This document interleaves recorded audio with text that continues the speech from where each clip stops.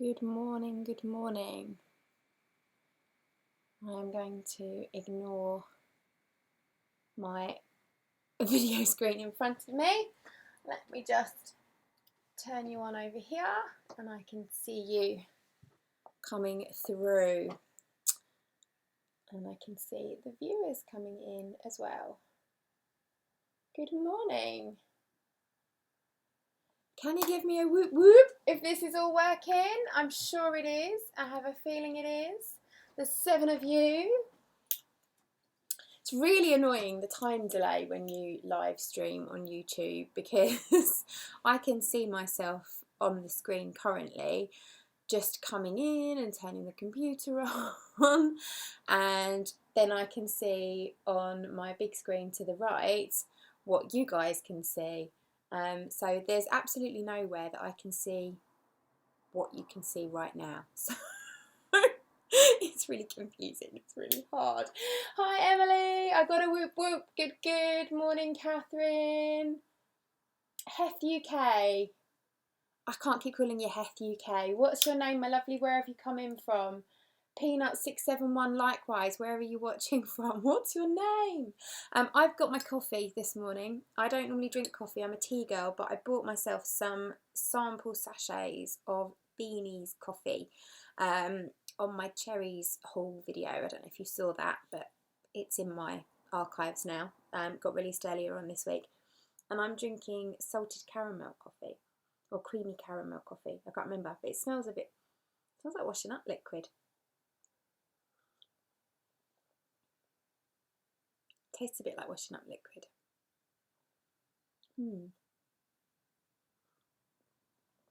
Strange one. It's not horrible. But anyway, right, I am going to be sewing today the Sew Together bag, which is by Sew Demented. I don't know how long I've had this in my stash. It only got printed out yesterday. I don't know when this pattern was released, but I have a feeling it was like 3 or 4 years ago, if not more. But basically, whenever it was released, I bought it because I really liked it. And then I took one look at the instructions and went, and didn't really get it. And I sort of put it to one side and never did anything with it. And then I was looking for things to do sew. I've decided I'm going to do a live sew along every Saturday while we're in lockdown. And I was looking for things that I could do that were fairly simple, that I could cut out and just sew and chat. Not necessarily as a lesson or a tutorial, that wasn't the plan. I wanted to just be able to sew and chat to you, and if you wanted to join in, then you could do. So do let me know if you're planning on joining in, if you've got your bag cut out, or if you're sewing something else, let me know too. I'd love to know what you're all doing around the world. But this pattern kind of defied me. I was like, I don't get it, I don't understand it. But at the time, I hadn't sewed many bags, and now I've done lots of bags. And I've done the necessary clutch wallet and the Annette commuter bag. I've done lots of zippy pouches and things like that because I've got really into those in the last few years. So I thought it was probably time that I revisited this. But even then, I looked at the instructions, and now I've read over them again. Having done some research, it's clearer. But initially, looking at the instructions, especially this zipper sandwich bit that you have to do, I was like, I don't understand that, don't get it. So I just did what every good sewing person does, and why the likes of me are out there and exist is I went on YouTube and I found a guy called Mr. Domestic, and I've never followed him before. You probably all know him. I probably like have my head in the sand, but he's hilarious. I love him. His sewing machine is called Felicia. I mean, mine's called Kitty, which is pretty boring in comparison. But he did a tutorial or a sew along. It wasn't a tutorial, so he didn't give any dimensions or sizes or anything like that. Obviously, you need to go and buy the pattern if you want that. And I'm not going to be doing that today either. But he just showed you how he put it together. And it made so much more sense, and I'm really glad I watched that. And had I not watched that, I wouldn't have been sewing this today. But now I sat down this morning and read through the instructions again, and I was like, okay. And I think the reason that they're confusing is that they expect you to use the exact length zipper that is required for the project, so therefore you have to keep opening the zipper and closing the zipper to be able to stitch around the zip pull, and that makes the instructions slightly confusing to understand, because if you choose a zipper that's longer, like I always do, then you don't have to keep opening and closing it, and you don't have to really think about what you're doing. So I'm going to be using longer zips. In fact, I've got really random length zips, but they're all longer than the 9 inches that you need.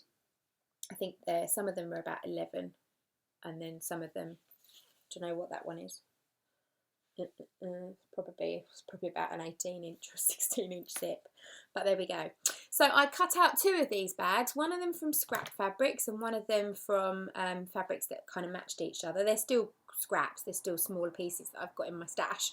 I haven't bought anything new for it, but I put both of them up for the vote on Instagram and Facebook, and the winning one was version A, which is using this lovely fabric, and I think I bought this purple stitches. I bought this from at the Knitting and Stitch show in October. Yes, when I bought my Emmeline bags kit, and I made my first Emmeline bags, oh gosh, what's it called? The big one that opens up like a box. Oh my gosh, my brain's gone. Whatever that box bag is. I made that with this. I don't know, but Lauren from Little Stitcher Sews might also sell this fabric. I'm not sure. If she does, then there is a discount code on my BTHQ free group for her shop at the moment, so you can go and have a look. Right, let me just check in on your messages. So, oh, I can't read that from here. Hang on, let me turn you around a bit. Catherine, morning Catherine. Maddie says, morning, I'm just quilting my exterior fabric. Fabulous, well done. I have already done that. I have done that already. Ali, hi Claire, Polo and I are watching this morning. Good morning, Polo, my favourite Dalmatian.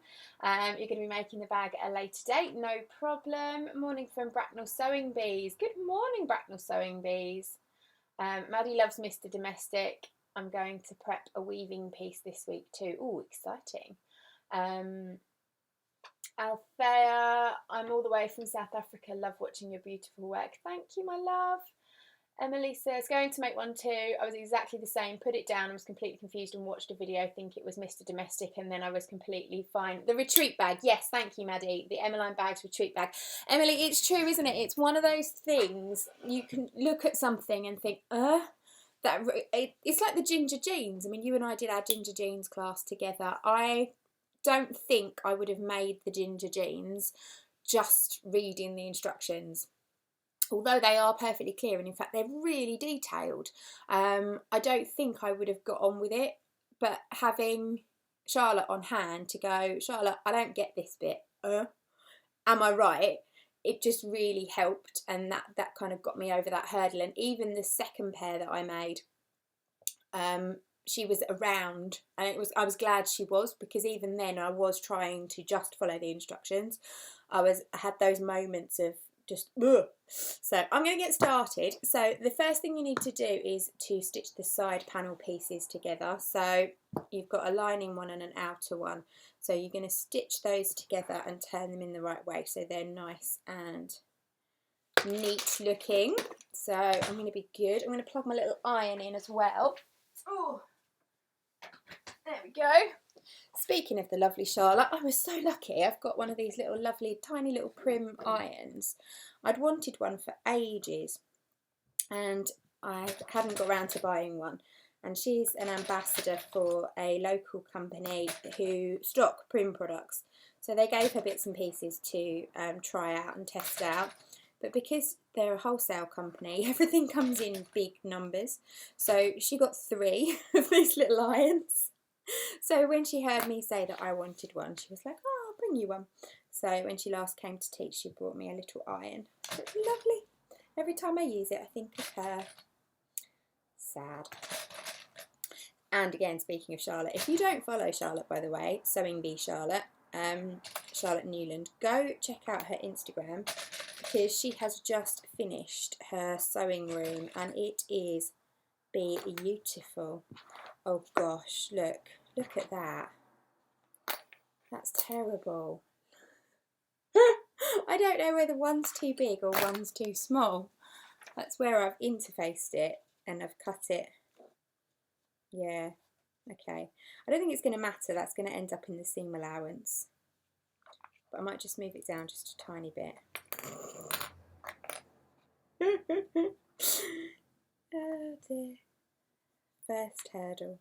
Yeah, let me just move it down a little bit. That should just end up in the seam allowance then. That's where I've interfaced it after I've cut it out, and then I've trimmed up the interfacing and I've managed to trim off the bottom of my binding. Right.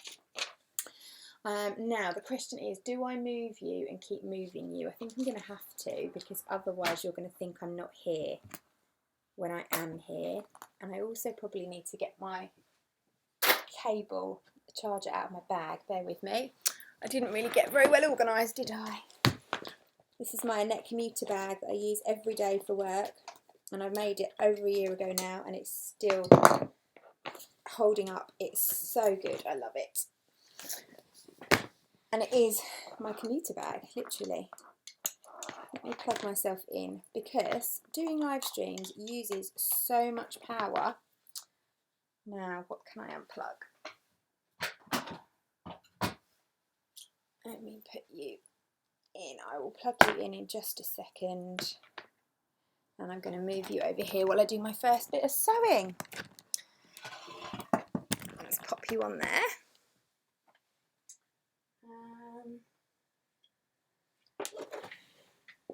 Pop you on there. Hopefully you can see me. I can't tell at the moment because there's a time delay. So I'm going to just crack on. Now it's a 1/4 inch seam allowance for this project. So for me that just means using the edge of my presser foot. And I think it's a little bit more than 1/4 inch. But as long as I'm consistent all the way through, we are okay. One more stitch.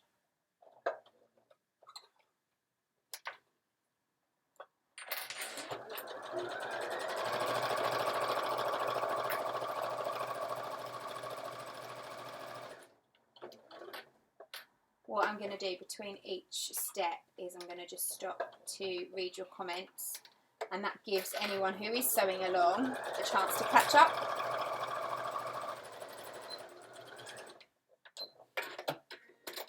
That's that one done. Looking good. Can't see my head. There we go.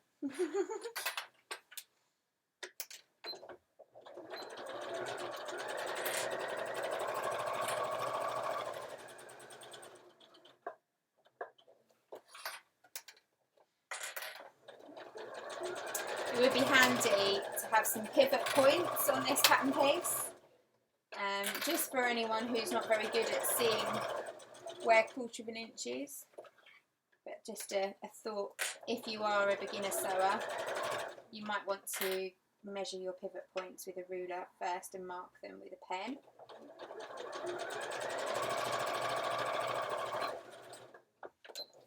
Because I know finding 1/4 inches can be tricky. Put those in the pot.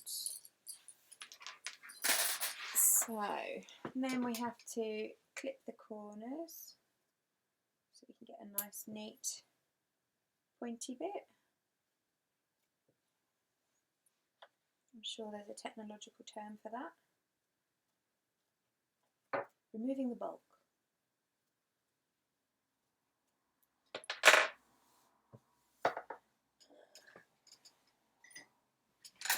Trusty chopstick. Let's have a look and see your messages. Where are we? Emily said, completely agree. I found it so helpful, Charlotte, explaining the ginger jeans. Yeah, definitely. Chris, hi from Adelaide. Wow. Hi, Chris. What time is it out there at the moment? Is it starting to get chilly now? My in-laws live in Australia, and they posted pictures of themselves sitting opposite sides of the street to their neighbours last night, having an evening drink, and they were all sat there in hoodies and jeans. Looked a bit chilly. I think winter is coming, isn't it, for Australia?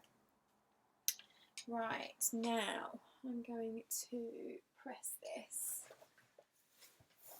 Oh, use my little pressing board. I haven't got the iron set up in here today. My iron is next door. So let's use my little baby. Oh dear, hang on. Oh, all my cables are tangled up. I'm really not technologically minded today. Hang on. Oop. Alright, stop hissing. Right. So, I need to get this nice and crisp, I'm imagining, because I've used two different fabrics. I haven't used the same fabric for both sides. So, I need to make sure I don't get on with this little one very easily. It's great for demonstrating, but I like my big steam generator. Give it a big blast of steam, but there's not very much pressing needs doing with this bag, so I think I'll be alright. How many of these have you made, Emily? Are they really super addictive? Because obviously I've got my other one cut out and ready to go. I have a feeling they might be. Part of me wants to top stitch this. I think it would look nicer, but I don't think it's necessary. And I'm also going to chop off these little corners, these little ears, because they're just going to get in the way. And I know it doesn't tell you to do that, but I'll probably find I need them. They're like desperately important. I tend to do things like that. Right, let's give this a press. Get in there with that chopstick.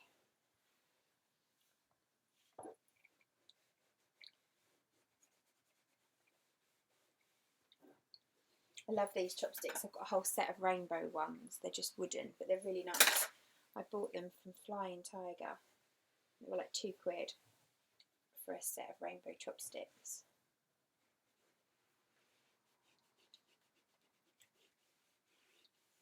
I remember when it was just called Tiger. When did it become Flying Tiger? Love Tiger. Right. Now I'm going to trim that off. I'm also going to trim that little funny weird overhanging bit. Do that. Big scissors. Just so it's flat. There we go.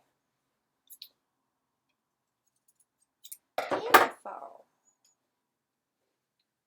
Zipper sandwich time.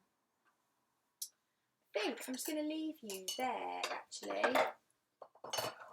and then I'm going to just keep picking things up from behind me and bringing them over. I think that's probably the easiest way to do it, which means I need to plug the laptop in there. Perfect. Okay, so next is the zipper sandwich. So I'm supposed to lay it all out in a big long strip in front of me. I'm not going to do that because I don't have the room to do it, but I do know which bits are going to be attached to which bits. So I have got first said bits here. So let me pop that there. Get my washing up water. 7 o'clock on a Saturday, Chris. And 9:15 PM in New Zealand. Hi, Ali. Caroline's here from Epsom in Surrey.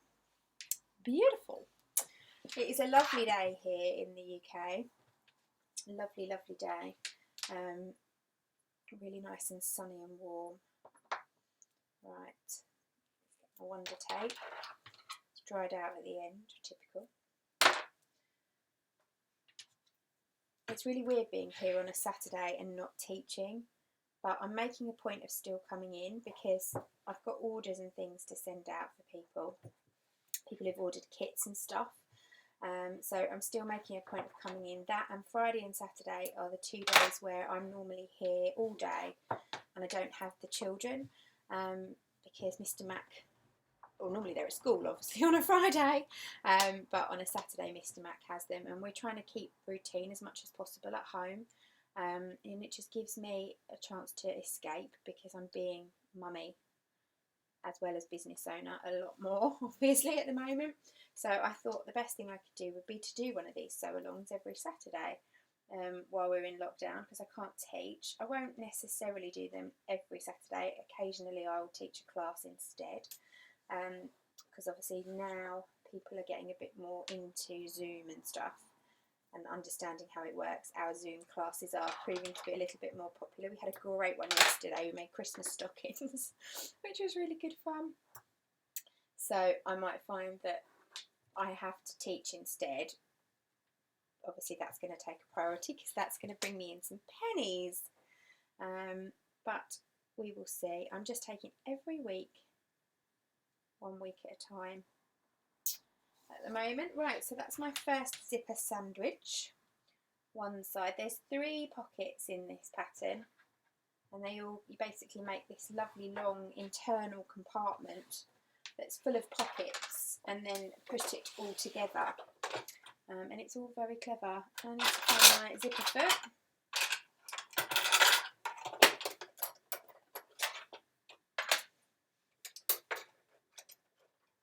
Now, as I said, this isn't complicated because I've used a zip that's longer, so that means I don't have to open and close it. I can just sew straight down, and it does make it so much easier.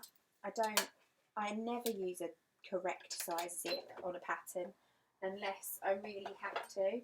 It's so much easier to just be able to stitch.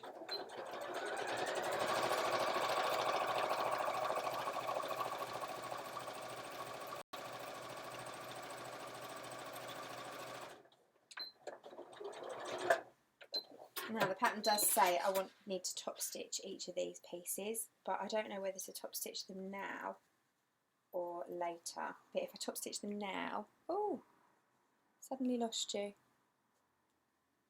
Oh, I'm back. Ali, can I angle it down a bit more? I can't see what you're doing. I can try.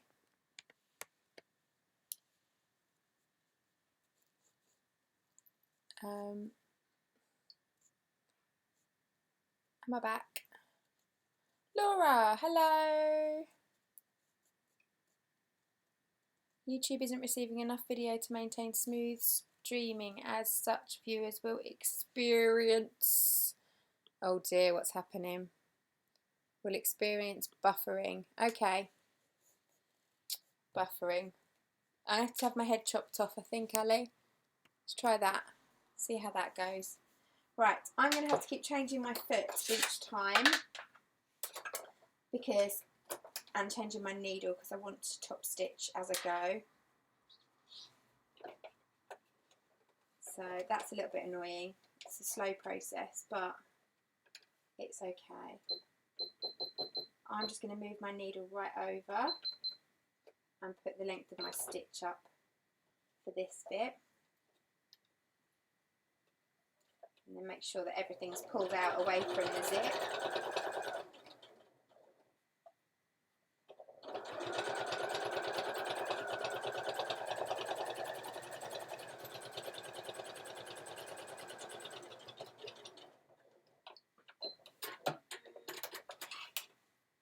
There we go, so that's the first side of my zip put on. So I sandwiched my zip between my lining and my outer, and then I'm going to do exactly the same on the other side. So I'm going to turn my machine off and on again. It's the quickest way to reset the stitches, and put my zipper foot back on. And this is just the process now. I'm going to have to repeat this process 6 times basically.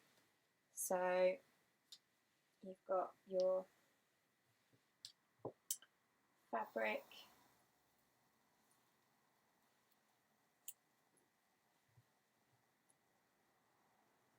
oh, the iron's hissing at me. What's the matter, little prim? Shall I unplug you for a second? You're getting too hot. Here we go. Linda says, that's better. Spot on, thanks Ali. Says, brilliant. Love your videos. Anna, hi class, sorry I'm late. Looking good so far. Oh, no worries. Cheers, Anna. Glad you're here. Right. So, right side of zip down on right side of fabric.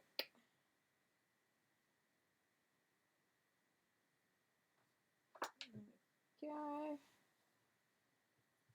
The great thing about using this tape is you can just check it back and just be like, okay, yep, that's right.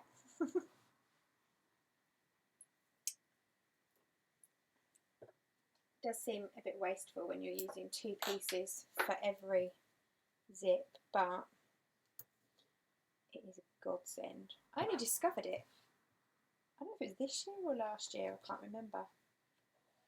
And I think it was only because I would watch some of the So Sweetness videos and she was using it and I was like, what's that stuff? I need it.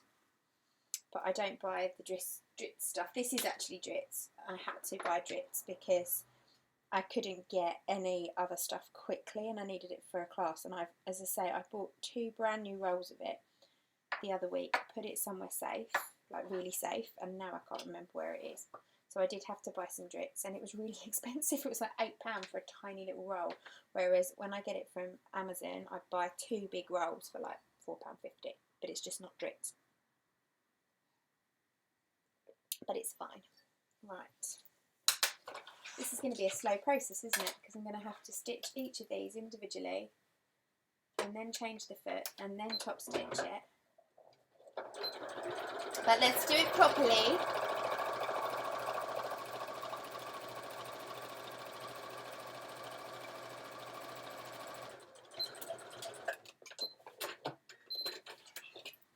That's it. Change the foot. Change the stitch length. Open that out.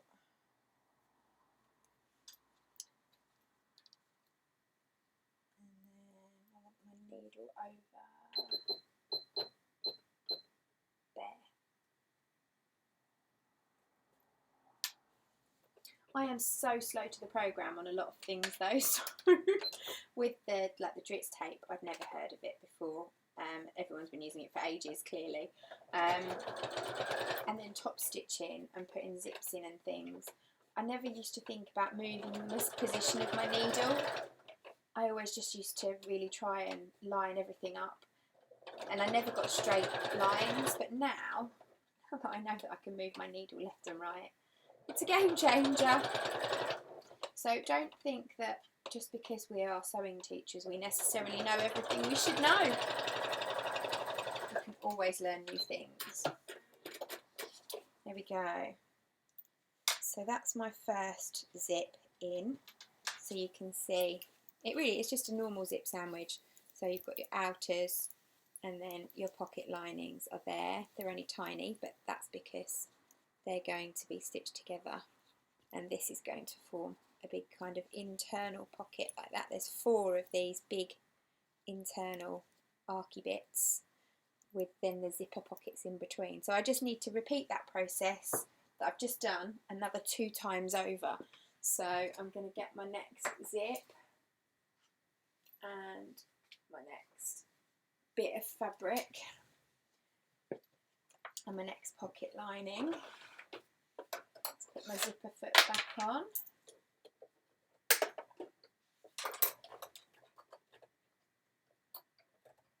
I might try, no I won't, I'm going to top stitch this as I go. I'll only make a mess of it otherwise. This is an ancient zip, I've no idea where this has come from. Old little nylon zip, it's a little vintagey one I think I've acquired from somewhere. So I want to make sure that my zippers are all going in the same direction as well when I put them in. So the pulleys are all in the same direction, otherwise that will really annoy me. I don't have OCD, but things like that really bug me. If you make a person, all the zips are in a different direction.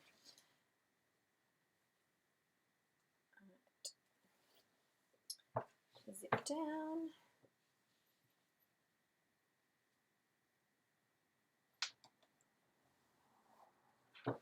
Tape on. Someone said something about if you tear this tape rather than cut it, it peels back easier. I don't really know why that would be. I suppose because you can put your finger on the sticky bit and hold it down while you pull back the paper. Oh, I'm in such a pickle at the moment. I have 2 nails left on my right hand and my thumbnail on my left hand, and that's all I have. And if you've been following me for a while, you'll know my nails are my thing. I haven't actually been without false nails for 21 years, other than when I've gone into hospital for operations. Even then I've had them put back on within a couple of days of coming out. So it's terrible times at the moment. I can't do anything. I use them to type, I use them to thread my sewing machine, I use them for absolutely everything, and I'm really struggling. So much so that I have on order from Amazon a professional acrylic nail kit. It cost me £75, but I thought I've been having them done long enough that I'm pretty sure I should know what I'm doing. But the other reason that I need my nails is that for years I've suffered with really bad eczema, and so I scratch myself a lot, and I scratch myself in my sleep. And what I'm doing by not having the acrylic nails is I'm actually shredding my skin. I've got all sorts of cuts under my chin. It's really sore because my nails are so thin and sharp that they do damage, whereas the acrylic nails are fat. So I can really scratch and I can get a really good itch, get rid of an itch without actually doing myself any damage. So I really need my nails. But yeah, first world problems. Righty ho, let's top stitch this. Let's see what you're all saying. Linda says, good morning, 4:15 from Oklahoma in the United States. What are you doing up at 4:15 in the morning, Linda? We can't see what you're working on. Oh, these are old messages. Hang on. Oh, there's nothing new. Right. You want to be over there. Are you still with me, guys?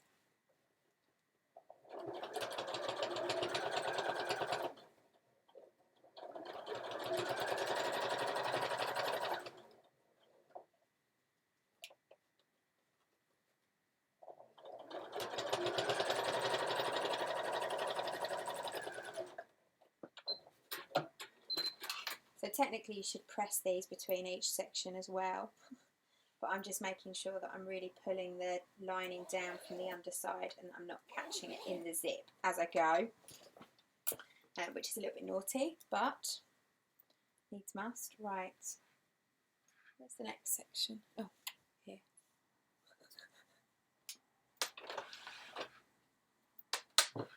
So keep going.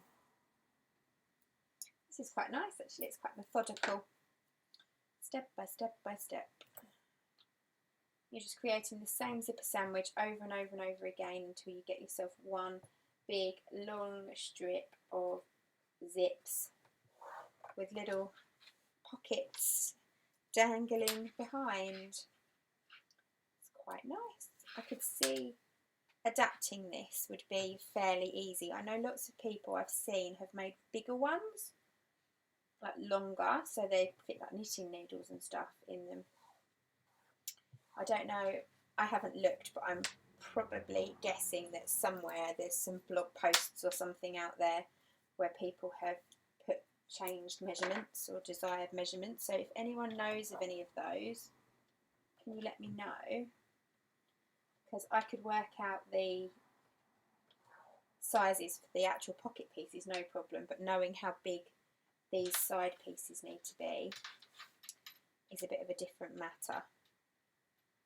unless it's a case of just drawing the pattern out on paper and then blowing it up on a photocopier. I guess that would work because it would keep the proportions. There's an idea. Although how many of us actually have access to big photocopiers nowadays where we can blow stuff up? I know I always used to work in an office and it was brilliant. I used to do, the office is closed now, the company's closed, so I'm not going to get in any trouble, but I used to do so much printing and copying at work when I used to run my business doing like craft fairs and stuff, because it was very much a hobby business. So I would print all my leaflets to take to events with me. I would print out all the pieces of paper that I would put in with my products. We used to do loads at work. I'd print patterns, all sorts. Oh, no, sorry. Oh, forgot to put my needle back. I put a zipper foot on. Sorry. Alright, yeah. Can't turn you off and turn you on again to clear your memory because you've got a foot on you. Go on. Alright? Sorry. Didn't mean it.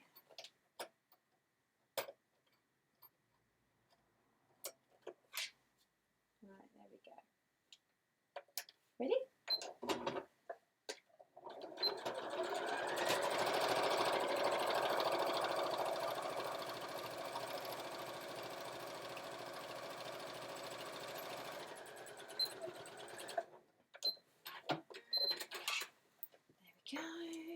Oh, we're getting there.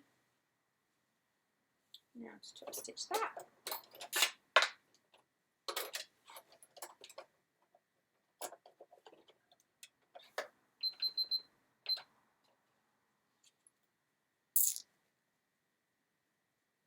Still here, do you change your settings when you're sewing the zip on, Claire? When I'm sewing the zip on, I have it just to my regular sewing machine settings using my zipper foot. And then when I put my regular foot back on to do my top stitching, I'm moving my needle over as close as I can to the edge of my foot so that I get a really nice neat top stitch, and I can run the edge of my regular foot along the zipper teeth, and it means I get a really lovely even top stitch. I'll show you that trick in the jewellery roll course, which I've just uploaded for our Gold Sewing Club members, and Anna's one of those. So when you get round to doing that, Anna, you'll see that trick in there. Just gives you a really nice neat top stitch. But what happened just there was that I'd forgotten that I'd been top stitching with my needle all the way over to the left, and when I changed my foot for my zipper foot, I didn't switch my machine off and on again to turn it back to its regular settings. So my needle went down and hit the metal of my zipper foot. Right, so that's 2 done, 2 zippers in place with their little pockets behind and top stitched. I've got one final one left to add. So there's my piece of fabric and my zip, and there's my pockets. So here we go.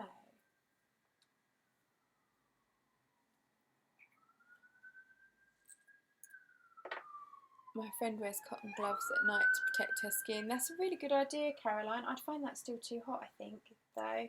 I'm a real hot bod in bed. I don't sleep in pyjamas or anything. I get really hot. I have the window open. We've got a fan above, a ceiling fan in our bedroom. I'm often on top of the covers.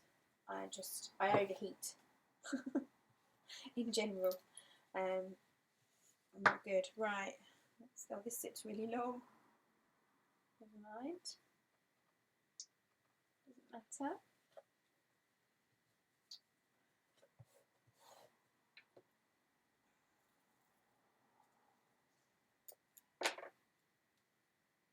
I did say to Mr. Mac that maybe he could try doing my my right hand for me.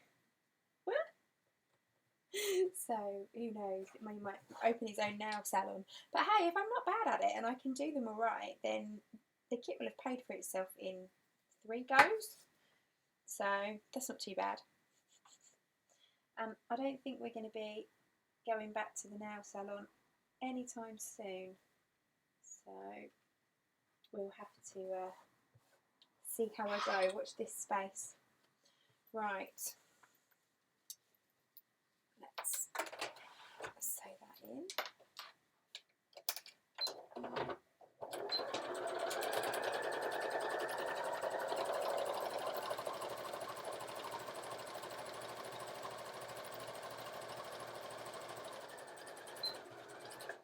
Emily, how are you going? I bet you've already finished this bit, haven't you? Emily's super speedy. Emily's also been running live sew-alongs on her Facebook page every day this week. Emily runs Emily Beth Designs in a studio up in Barnsley. Love it. And she is also closed like we are, so nothing to think outside the box when it comes to keeping her audience entertained. So go check out her Facebook page. I don't know what she's planning on making this week. Let us know in the comments, Emily, and I will give you a shout out. But you've done all sorts of little scrappy projects and things which have been great, and some crafty stuff as well, not just sewing, from what I can see. I've got a really cool free one coming up on Easter Monday on Facebook for adults and children. I'm going to show you how to make paper beads, which are really good fun. So go and check that out. Okay, this is all coming together really nicely. I'm just using pink thread throughout, so I've got pink top stitching on blue, but I don't care because I'm using it throughout and it makes it easier to keep it going. It's looking pretty straight, isn't it? Not bad, Claire, not bad. Right, last piece.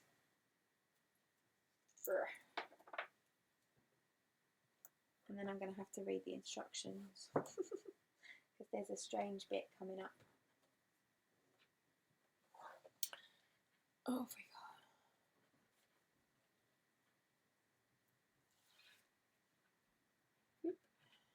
So let's get the direction of that fabric right.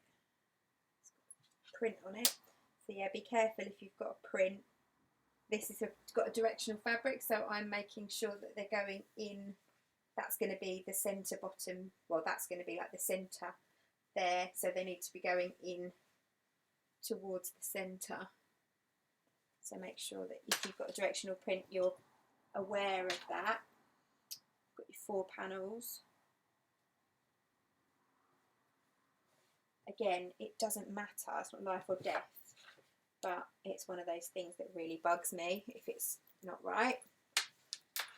Just like the zippers all going in the same direction.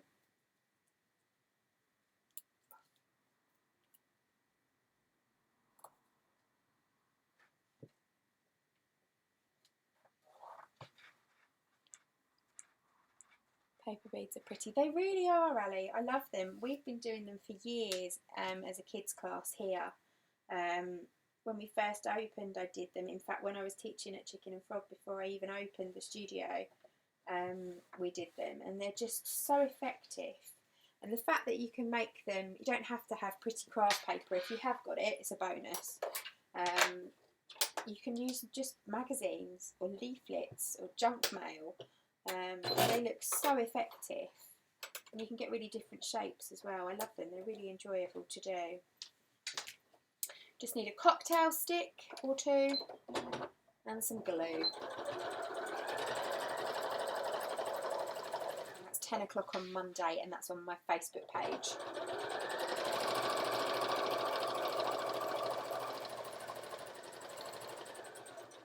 I will probably download the live stream and upload it to YouTube, like I've done with the kids' classes that I've been doing, as well, for you to enjoy if you can't make it. Coffee's going to go cold.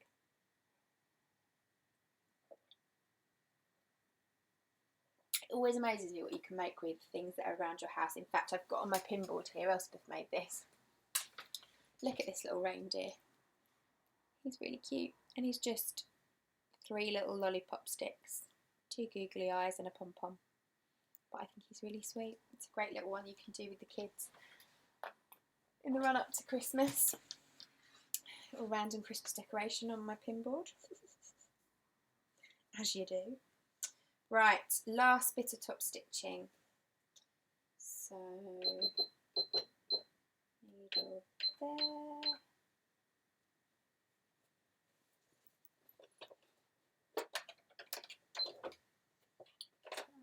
Lining.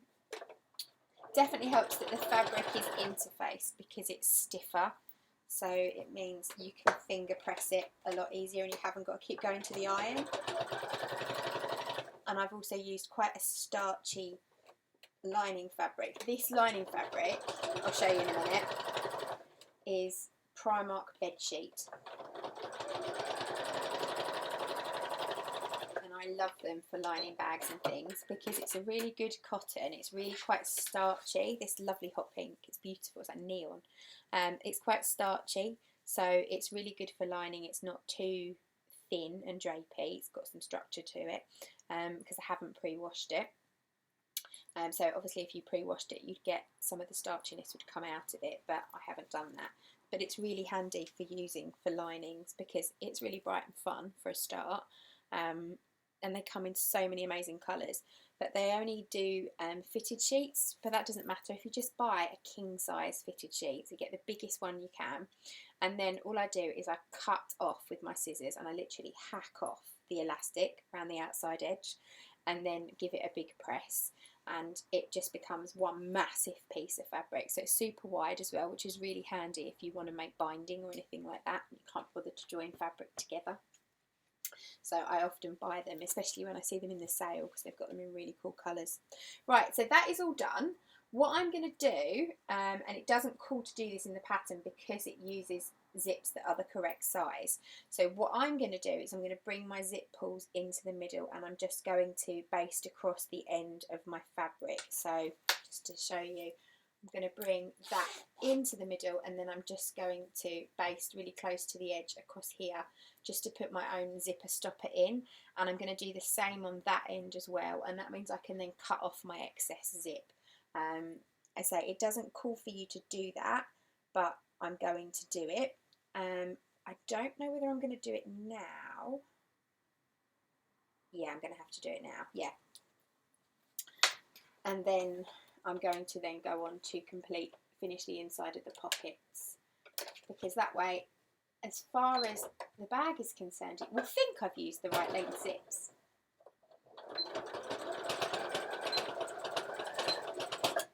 And the instructions should work.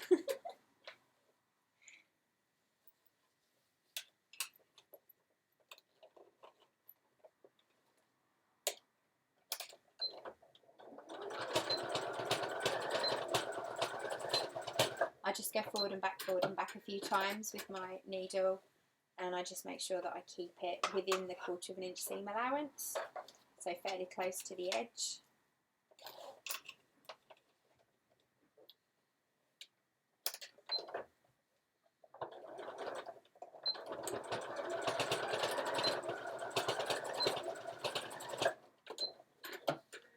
And then I'm going to do it on the closed end as well, because I'm going to be chopping off the metal stoppers. I'll create a new stopper just in case I should decide to whip the zip off the end. Not that I've ever done it before, but there's always a first time for everything.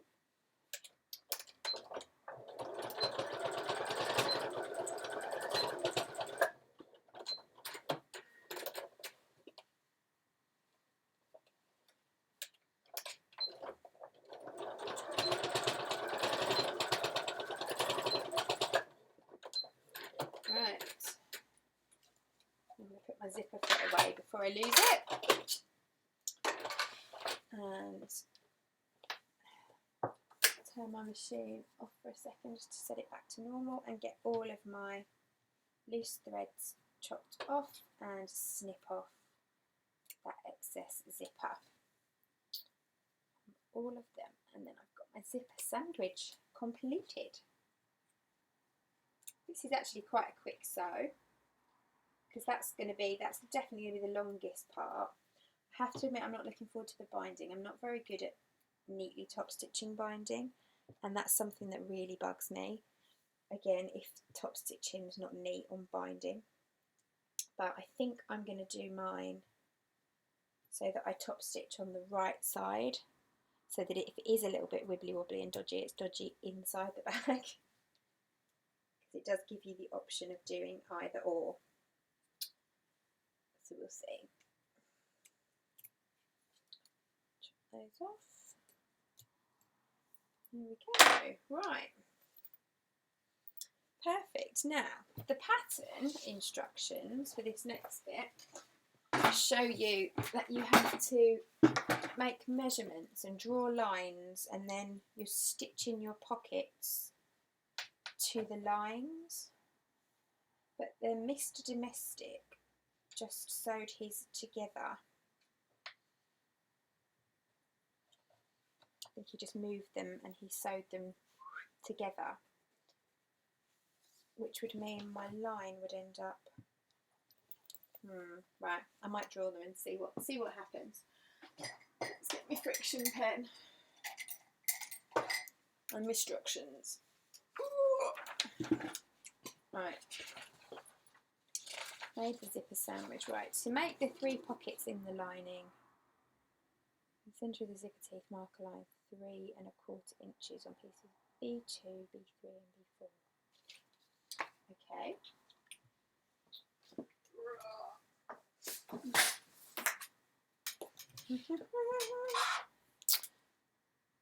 3¼ inches from the zipper. Hi Claire, I bought the pattern years ago and then thought, I know Susan, it doesn't look easy.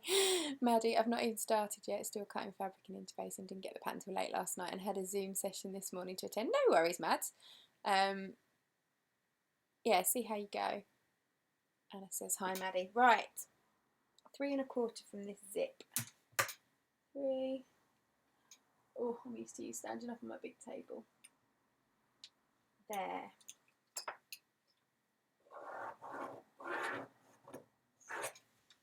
Okay. And from that one as well. What it doesn't tell you to do is use a removable pen, which, you know, common sense would have you use a removable pen. And I'm using a removable pen, but not everyone has common sense, as we are discovering in this current lockdown. So yeah, use a removable pen, guys.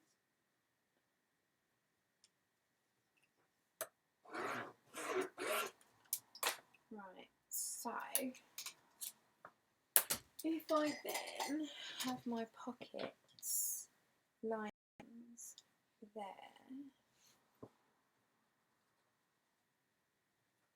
I just want to see where I'll be stitching, because I know Mr. Domestic didn't draw the lines, he just sewed it from this side. I just want to see where I would be stitching. Yeah, see, that's wrong, because if I stitch on that line, which is, I'm going to catch that edge of the pocket, but I'm not going to catch that one too. So I think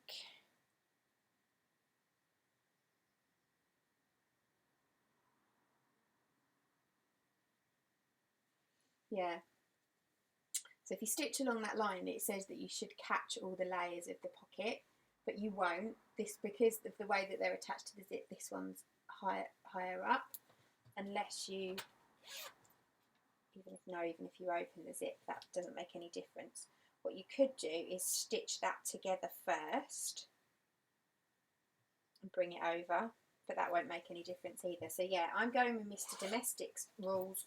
So what he does is he pulls them all to the side and then he stitches through, but he stitches through so that he catches this top pocket, so this little bit of fabric is actually wasted. And that would mean if I was stitching, so say here, it's actually a good ½ inch higher than that line. It's an interesting one, isn't it? So yeah, that part of the pattern, it no working. So again, glad that I watched Mr. Domestic's video. Although, hang on. It would work if you hadn't top stitched, but it's top stitching the pattern piece that is top stitching on the side of the zip. That's what brings it over and makes it too short, but the pattern does tell you to top stitch. So my internal pockets are going to be about half an inch shorter than they should be, but I'm alright with that.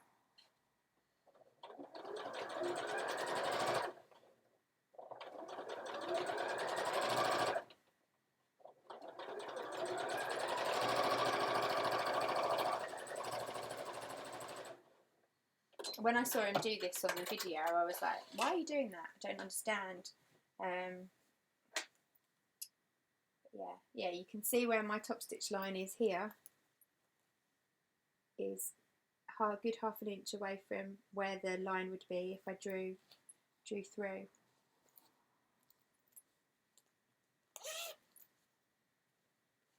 But it does now give me little pocket, which is cute. And they all go in the same direction.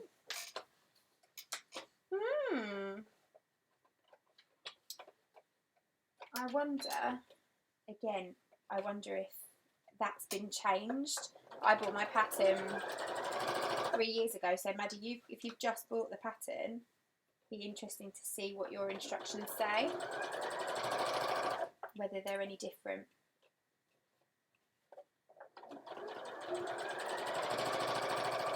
You could get over it, I think, by making larger pocket pieces. So if it's still 3 3/4, so that's there 3 1/4, and it would only catch through that top for one pocket piece. So you could make the pocket pieces 5 inches deep instead of 4 inches deep. That would work, and then you can just trim off any excess once you've sewn. And then what that would do is it would keep your line running down the centre, which is a little bit more aesthetically pleasing. Yeah, Emily, what have you found with that bit of the pattern? Did you find it worked for you? Is it something I've done?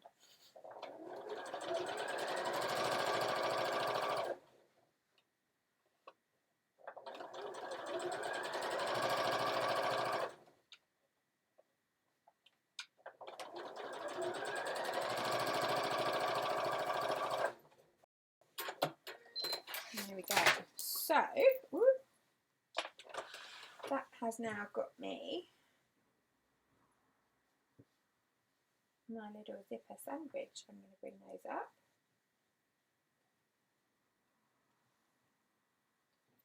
It's going to look that inside my bag.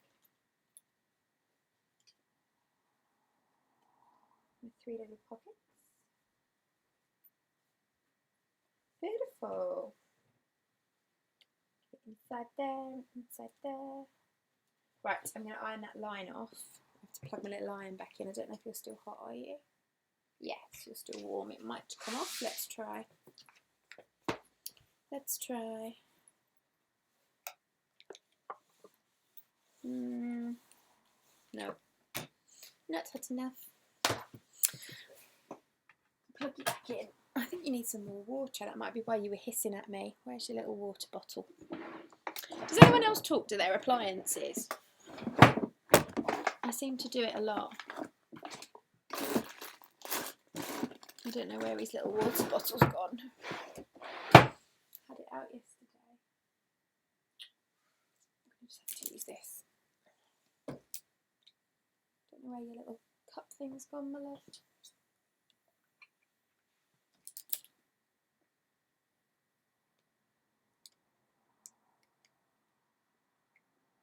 There you go, have some water. Oh, too much?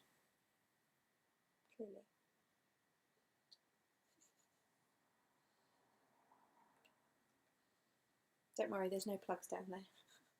Just a bit of carpet. Let's let you heat up or boil. Messages, what have we got? From the centre of the zipper teeth, mark a line 3 1/4 inches. Yeah, same as me. Yep, that's what it says. But yeah, that doesn't work. If you sew through that line, you're only going to catch one side of the pocket. So you're not actually going to create the bottom of your pocket.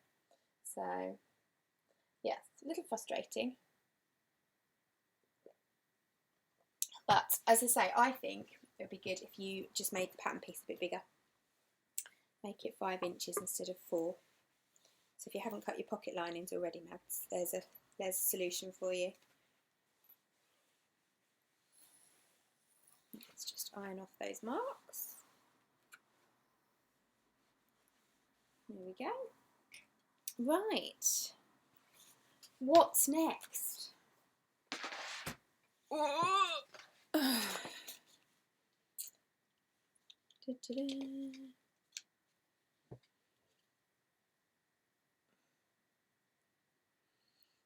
Beginning at the stitched lines, sew the open raw edges of each pocket closed. This creates the sides of the pockets and aids in keeping the layers together at later steps. Trim both sides to even them up.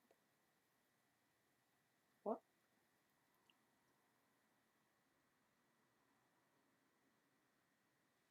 Oh, okay.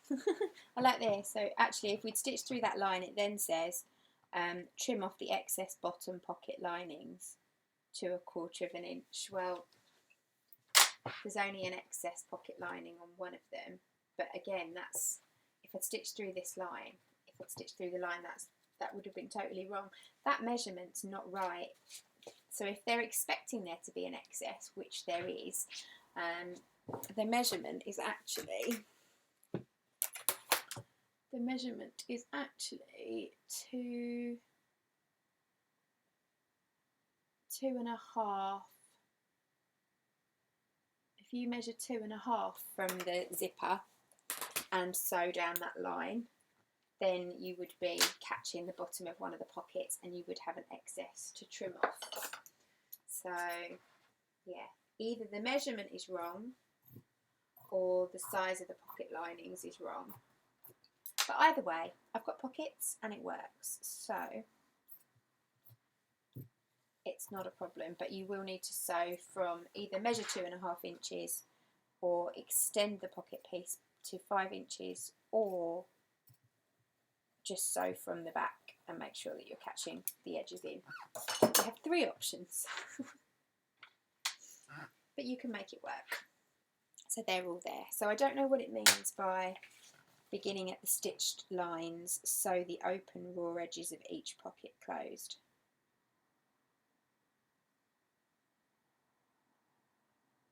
This creates the sides of the pockets and aids in keeping the layers together in later steps. I can only think it means just baste down the side there, but I don't think Mr. Domestic did that. Maybe he did. Maybe he did. And which stitched lines? Oh, beginning at the... Ah, right, okay. Yeah, it must just mean baste down the sides from the stitched line. Yeah, I'm with you. But with a narrow seam allowance. See, instructions.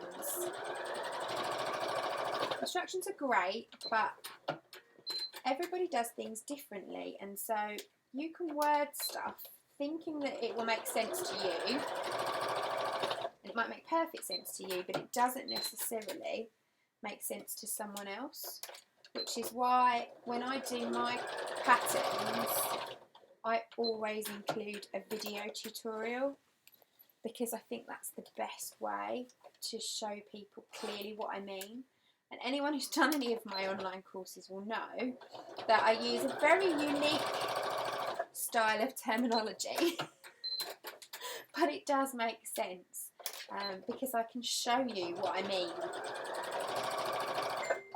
And I think there's you know, you've got word only patterns like this one.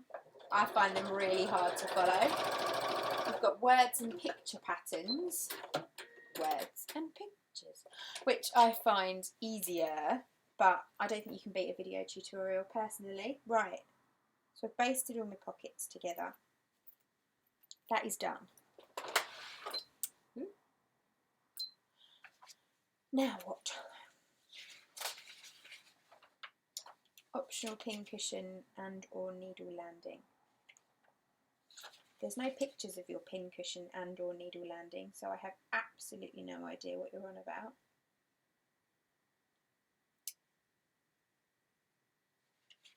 So we won't be having that. Attaching the side panels to the lining. Oh, scary. Refer to the pictures for a visual of how the side panel attaches to the pockets. Love it. Using the side panels that were set aside earlier in the enclosed pattern piece, mark and press the fold lines on each side panel pieces with the linings right sides together. Okay. Pattern piece. I'm not going to use an iron-off pen because we're going to press them and that would be silly. Now I can't decide, do I want blue on the outside? Help me decide. Do I want, so there's the little picture, so that's what you see. Do I want pink on the outside or blue on the outside? Bearing in mind blue's in the middle. Let's just have a little look what it looks like. So it can be like that or like that. What do you see the most of?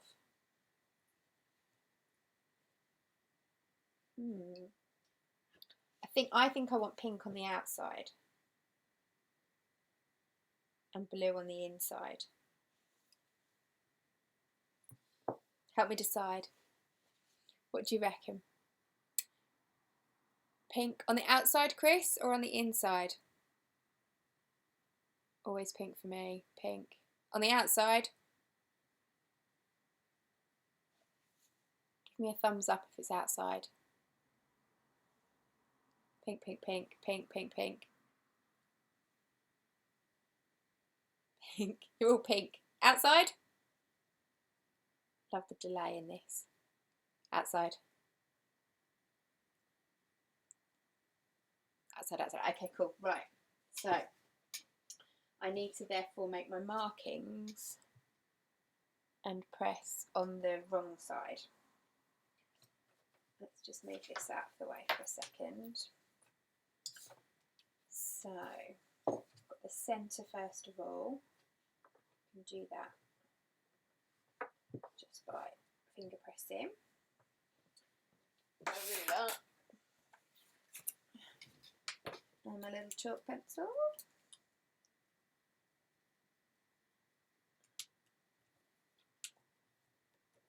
This reminds me very much of how the Necessary Clutch wallet goes together.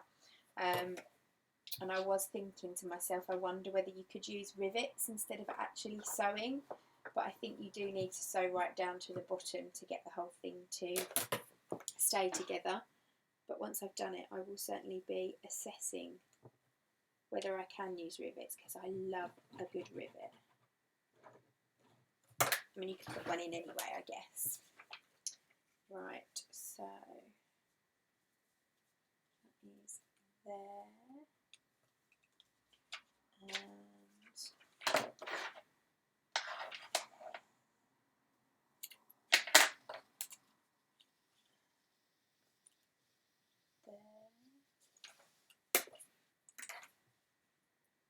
Just give us the measurements to draw the lines. It would be much easier, pattern designer.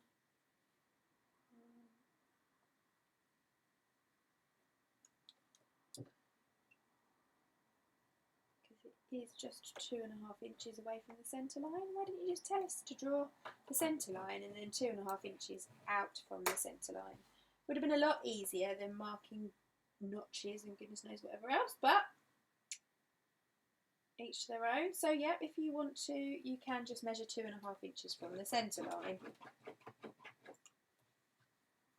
And that's what I'm going to do here.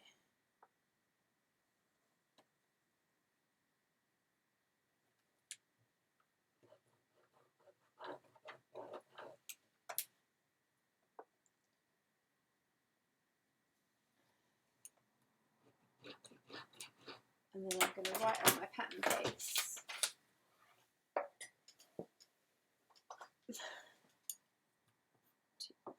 Inches.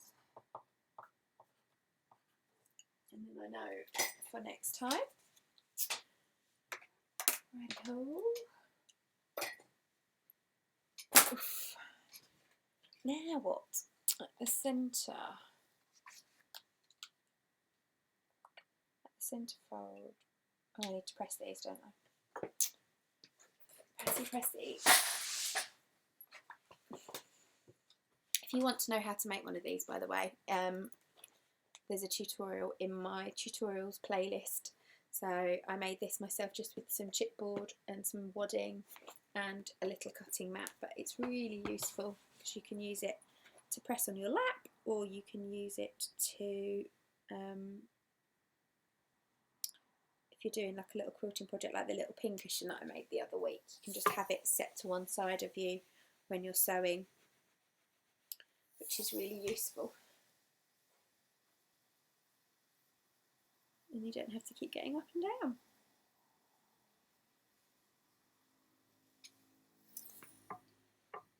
So again, one of the things I'm thinking of investing in is one of those wall mats for pressing.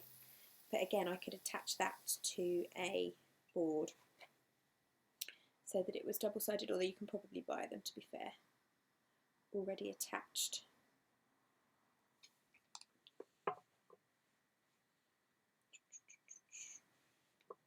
It's pressed.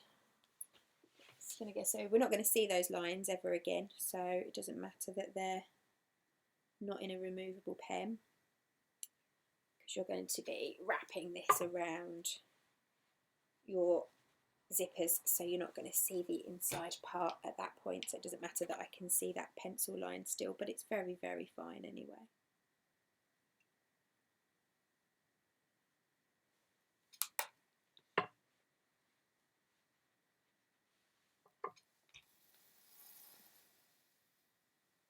That was the Prim chalk liner, which I love.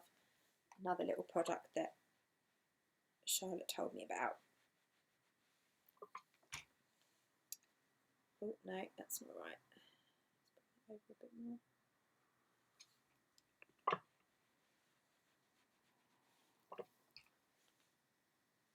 That's better. Okay. I'm a bit scared about this bit. Don't know why. At the centre fold on a side panel. Sandwich the side panel around the centre pocket, trying to get the raw edges of the pocket as far into the fold as possible. Place the bottom of the side panel on the bottom stitch line of the centre pocket. There should be blah blah blah words. I'm just going to go by what I saw Mr. Domestic do. Right, there's my pocket, the centre pocket. And here's my sandwich with about 1/4 inch above.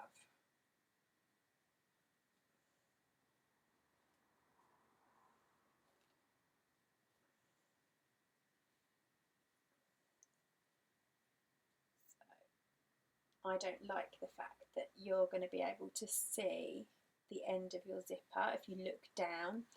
You could have made this pattern like the Necessary Clutch wallet, and it could have had tabs on either end, and that would have just really neatened it up. And that's something I might do if I make it again, is include zipper tabs to cover up these ends, because they're going to be, I mean, again, it's just me being really anal, because they're going to be stitched right down in there, so you're not really going to see them. But if you look really closely, you can see the top of that zip, and it's things like that. They're just little finishing touches that really make something special.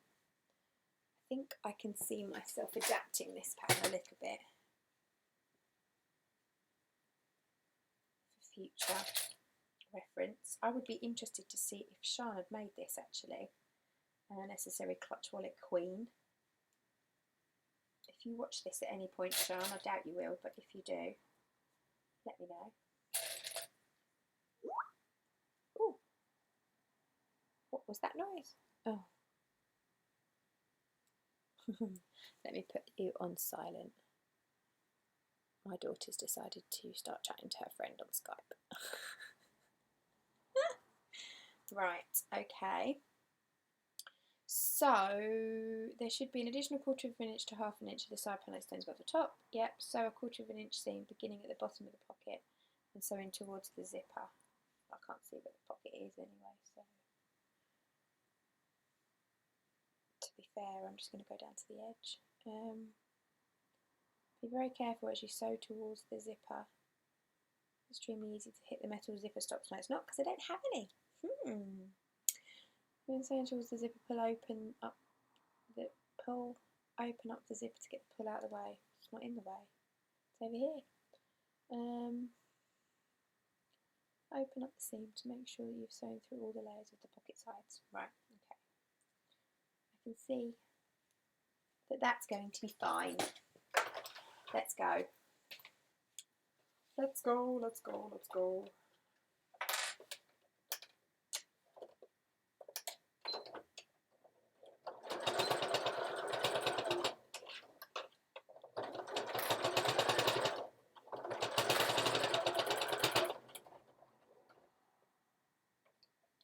Now, do I keep going to the top?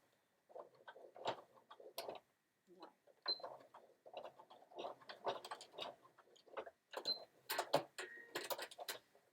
There we go.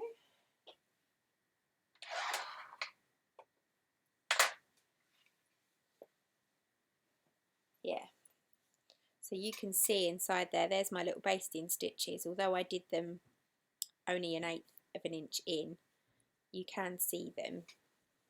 And I say, I think a little zipper tab across that end there would really make a difference, just really fancy the pattern up a bit. But that's something for another day, I think. Right, let's get this pocket.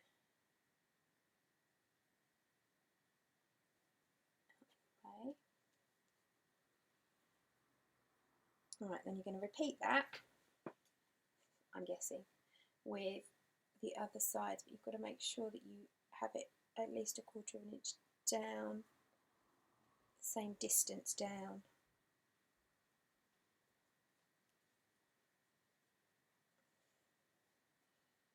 This is very similar to the Necessary Clutch Wallet.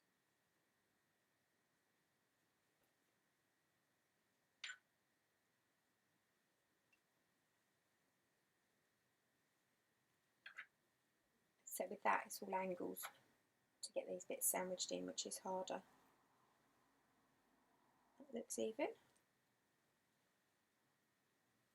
How you can sew from the bottom. Oof. Ugh.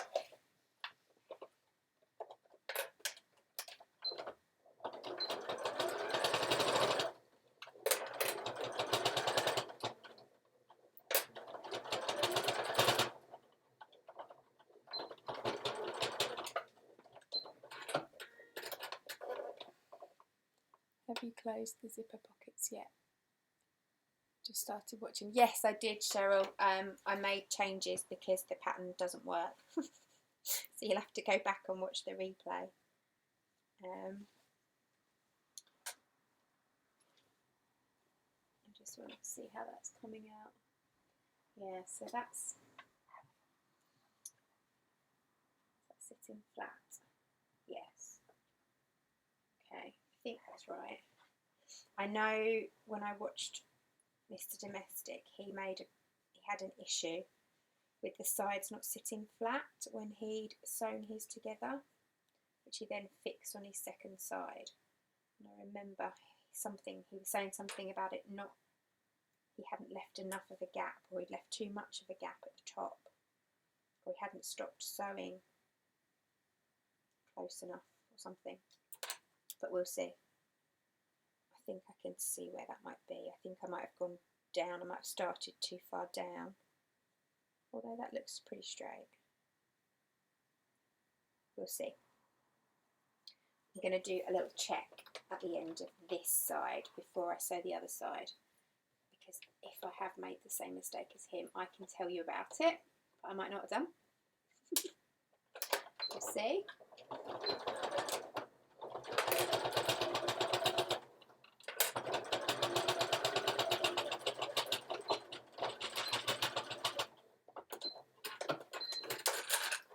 So my test is going to be, those 3 sides are now in. It will be laying it down on my outer to see. The length should be the same. Yes. So you can see once those sides are stitched in, if you lay the whole thing down onto your outer, the length of it, the length of your lining piece should be the same as the length of your outer piece, which means I've got those in properly, which is good. So now I'm going to do the other side.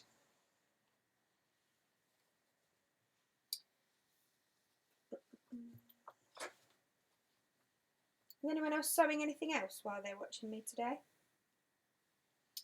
Or are you just enjoying the sunshine in the garden? What are you up to?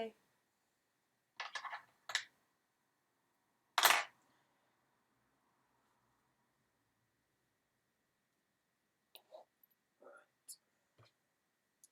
Start with that one.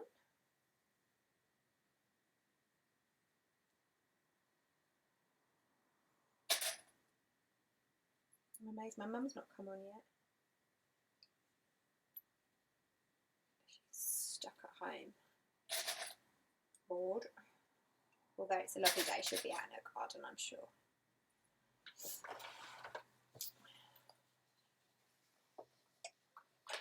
Well, you could very easily sew through bits you're not supposed to sew through. You do be careful.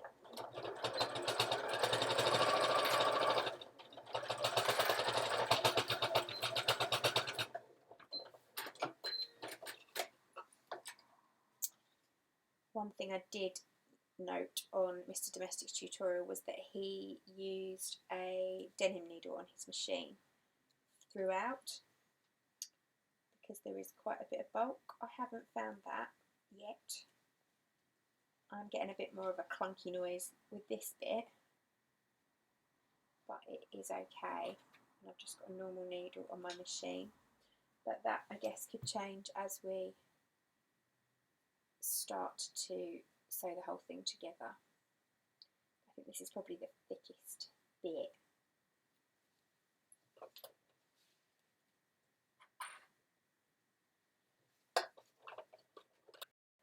What do we do before quilting clips? And don't say pins.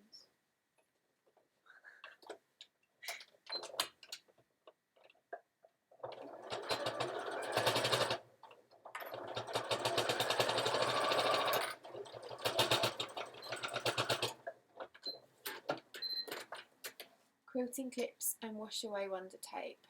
Sewing's definite musts for 2020.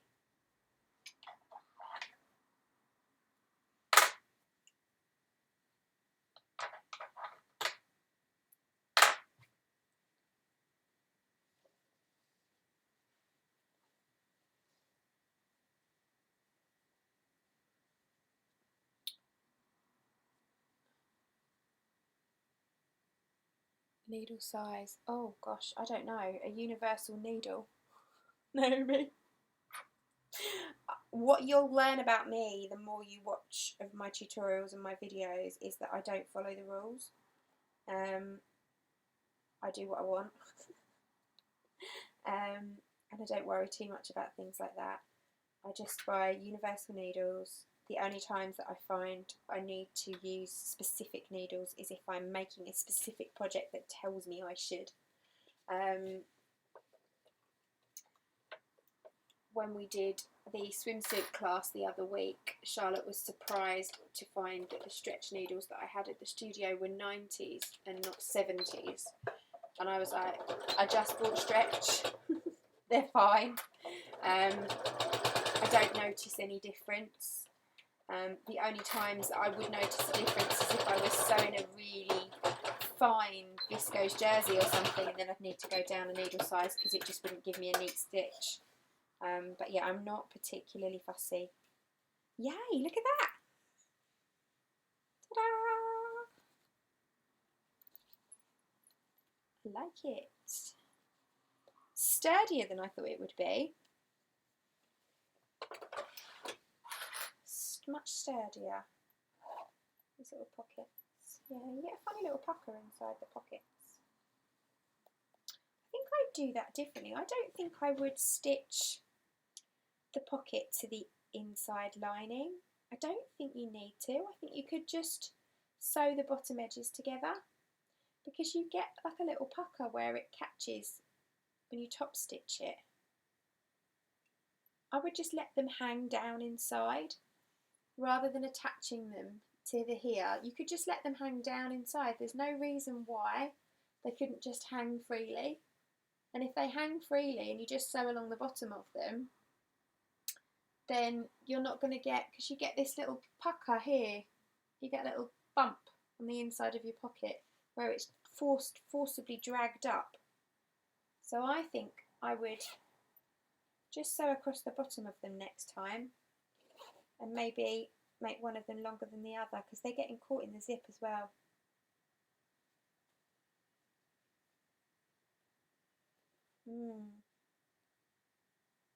Interesting.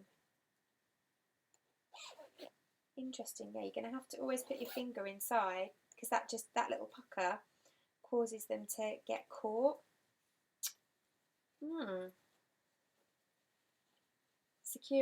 Securing that pocket lining in. Yeah, no, I would, if I made this again, I would make my pocket linings narrower by 1/4 of an inch so that they don't get caught up in the side seams, and I would put zipper tabs on top of the zip ends, and then that way you could have a free floating pocket on the inside which would just hang there, and the top edges you wouldn't be able to see the tops of the zips in the little hole. So I'd kind of steal that bit from the necessary clutch wallet, and I'd make those pocket linings narrower so they would hang freely. But I might adapt the other one that I've got cut out to put the zipper tabs on the top and recut the pattern pieces, the pocket pattern pieces, but bring them in a bit. I'm going to have a play. Right, okay, so that's done.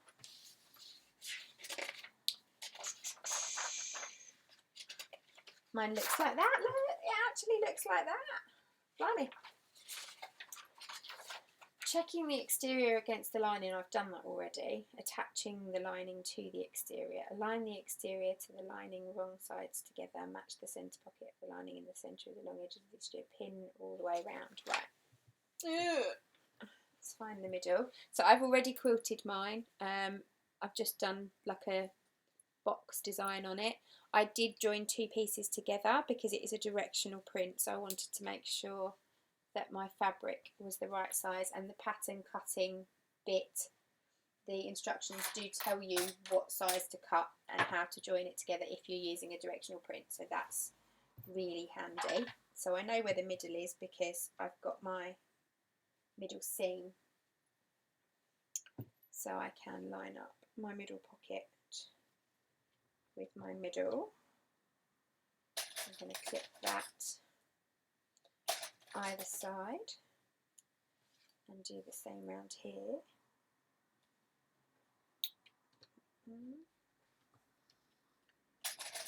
These are really sturdy. I'm really surprised. I thought it would be quite floppy. The ones I've seen in the flesh have been a bit floppy, but I think they might be bigger ones. So then pin the edges on both sides. To sew the sides of the lining and the exterior together, you'll need to fold the pockets flat so the edges lay flat together. I'm assuming you mean this bit.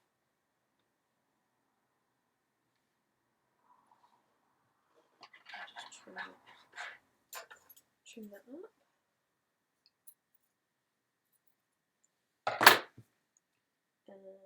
There we go. Now I do remember Mr. D pushing his linings to one side as he did it. I may have to experiment. I think it's a basting job.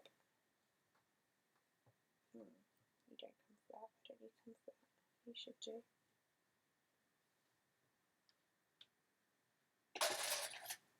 Okay. What's everyone saying?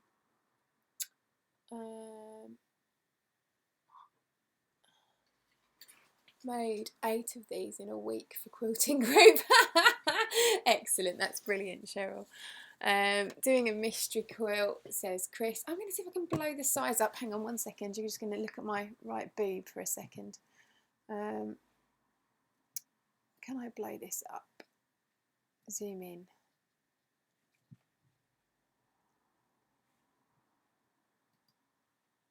Zoom in.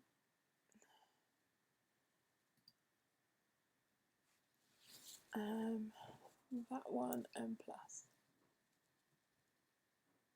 There we go, that's better. Chris is doing a mystery quilt. Cheryl was looking at getting a mini iron this week. Do you find it good heat-wise? It's really, really hot, Cheryl. It's really good.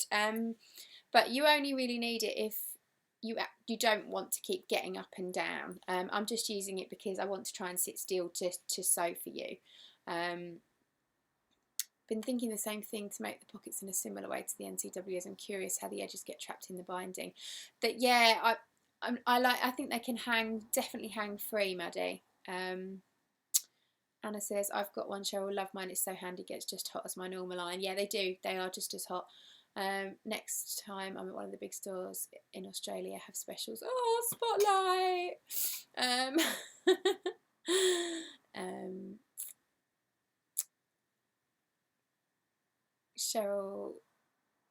Cheryl's from Adelaide, so am I, says Chris.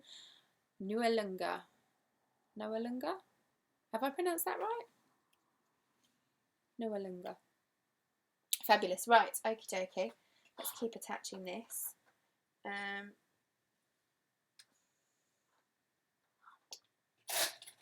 Now, Mr. Domesticated basted this all the way down and round. What does the pattern say?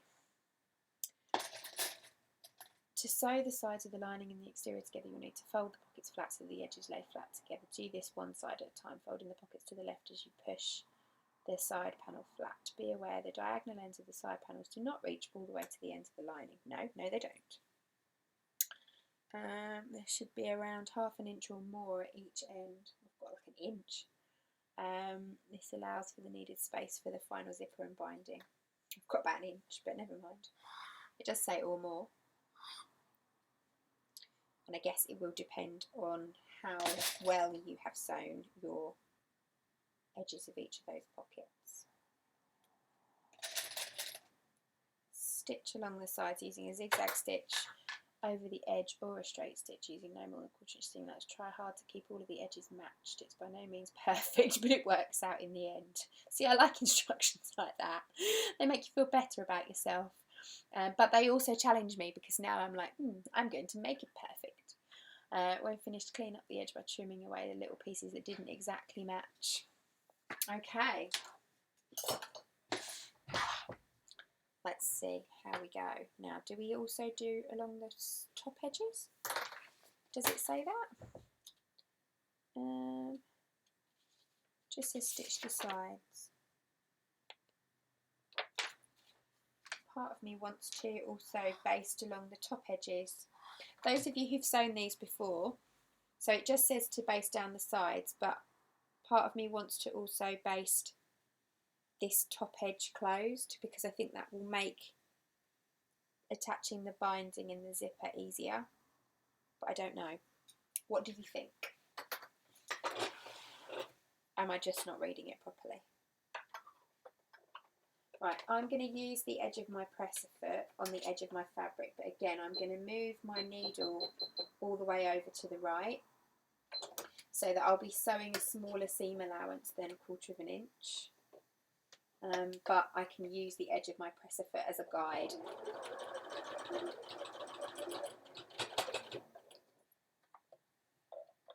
Right. Oh gosh, this is fiddly.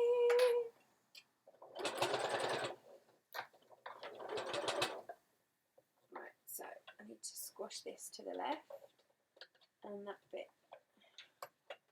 goes up. Oh God.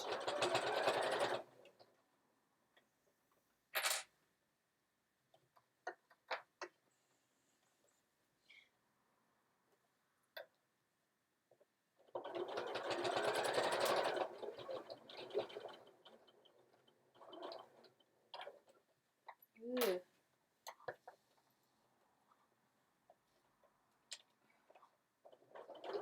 No, my needle's not even going in. Hang on.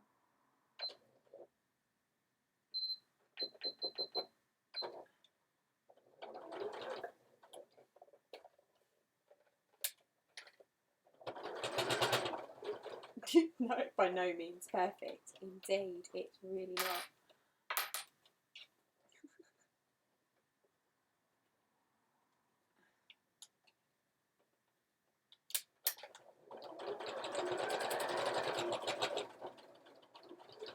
Ooh.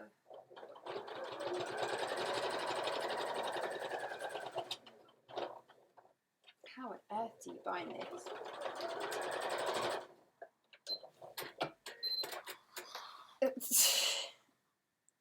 Okay. Yeah, I've a few little bits here where it's not on the edge. I can see that I'd need to trim those away a little bit. I am actually going to go back over that little section where my needle didn't quite catch the edge.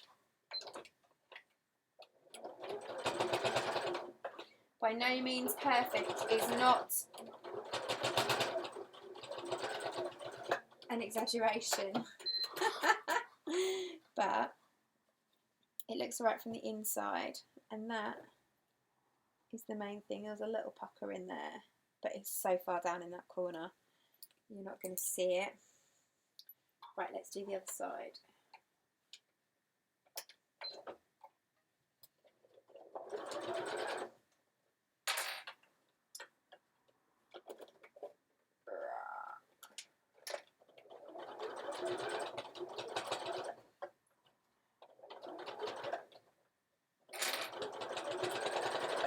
This would make a really nice gift actually if you have someone in your family who does sewing or crafts. I think they'd be great for crocheters. As you could have different pockets for different sized or types of hook.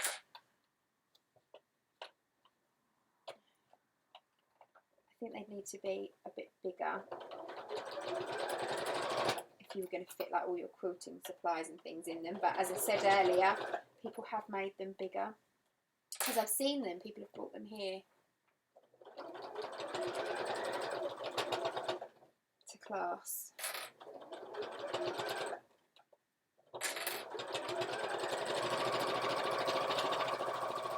Oof. Breathe. That went a bit better. Yeah, there's a few little puckers there, but nothing anywhere near untoward. And actually, that side went on a lot better than that side. I don't know that there's anything that really needs trimming up as such. I'll give that a little trim along there. It's just going to make it easier to bind, I would imagine. I guess you could use an overlocker as well for that bit, but I wouldn't want to get my fingers in the way of the blade. There we go. Right, so let's have a tidy up. What does everyone say about that bit? Do you think the pattern would be easy to adjust and make bigger, Claire? Binding is done with great difficulty. Oh, thanks, Cheryl. Do you baste across the top edges or not? Do you just leave them open? I would have thought you should close them. Sorry, Annie, what did you say? Do you think the pattern would be easy to adjust? I was talking about that earlier, actually, Anna. I think you could make pattern pieces and blow it up on a photocopier. But people have made it bigger because I've seen it made bigger. I just haven't done the research to find out the sizes and things. Certainly the pocket part and the main body lining and everything else, they're just rectangles. So yeah, you could easily make those bigger. You could work that out. But it's this side piece that is actually a pattern piece that comes with the pattern that I don't know how you would necessarily work that out. I'm sure the likes of the lovely Elaine in BTHQ group, she is a whiz at pattern designing. I'm sure she would be able to work it out. Probably has worked it out already. But definitely something needs to happen with those internal pocket linings because they do get stuck. But I like it. It's really nice and sturdy. And unfortunately now I'm at the point where I'm going to have to put the binding on. Oh God. Maddie says, I think you could leave the side piece as it is and just make the main length bigger. Oh, of course you could. Yes, that's probably what people have done because it's just been wider. When I've seen them, they've just been wider. And I have seen, but then I have also seen them with more than 3 pockets in them. But yeah, they are just wider. So yeah, that pattern, that side piece would be the same. You'd just be lengthening the width instead of the size that it is currently. Nearly said it. Going up, and you could go up to like 30 centimetres or something, couldn't you? If you wanted to put knitting needles in. Makes perfect sense, Mads. See, that's why you're a professional sewing teacher, unlike me. Right, okay. Bindings. I'm scared. Press the side binding and zipper binding strips in half. I've already done that. Oh, here they are. Here they are. Using a 15-inch binding strip, place the binding on one lining edge, match from the raw edges, sew the binding down using a 1/4 inch seam, turn the folded edge over to the exterior and pin in place and stitch in the ditch along the lining. Okay, I don't like stitching in the ditch. I like my binding to look really nice and neat. So we're putting these side bindings on first of all. So I'm going to stitch them to the lining side and then I'm going to fold them over and then top stitch, or am I going to put them on the right side and then top stitch? What does it say?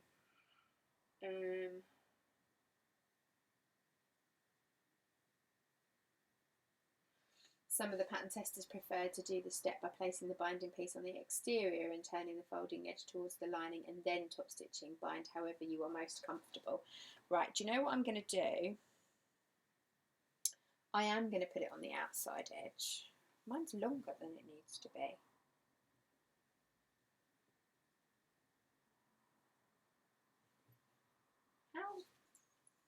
How long should it be?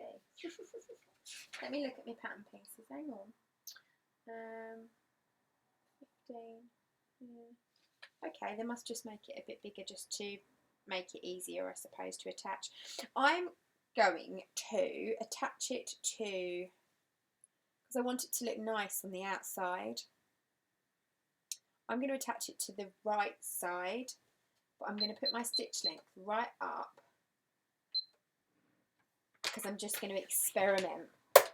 And this means if it goes wrong, I can just pull it out really quickly. But if it goes right, I'll go back over it and stitch it again. So I'm going to do a little experiment. Doing proper basting.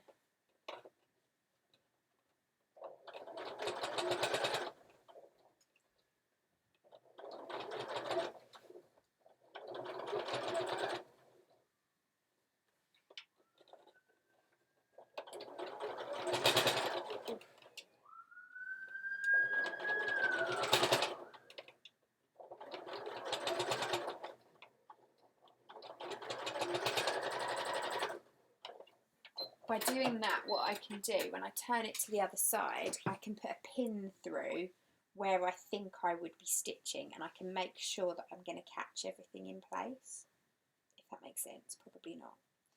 So I'm going to just fold it back to the line inside and clip it.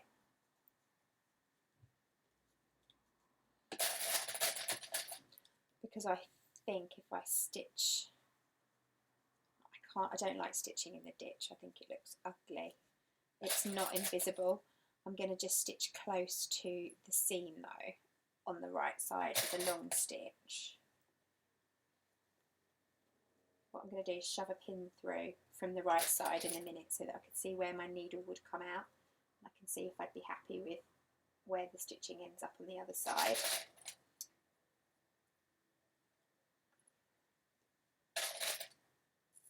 Because that looks really nice from the outside, because you've not got any visible ugliness, and on the inside it would look okay, but it depends where that stitch is going to come through. So if I went in the ditch, I would hit right on the very edge. If I went just above the ditch, yeah, I think I don't pull it over quite so tightly.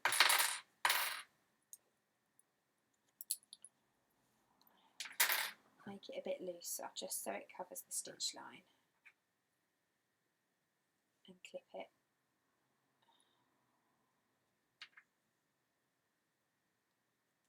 I can see why they say stitch in the ditch.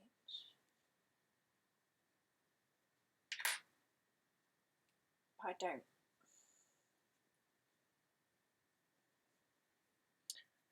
Yeah, see, if I stitch in the ditch, it gets it perfectly, but then I don't know. I don't know.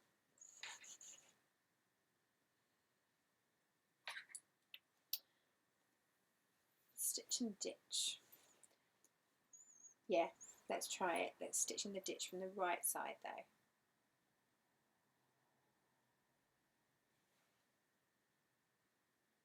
Let's see. Let's see what it looks like. It could be really hard.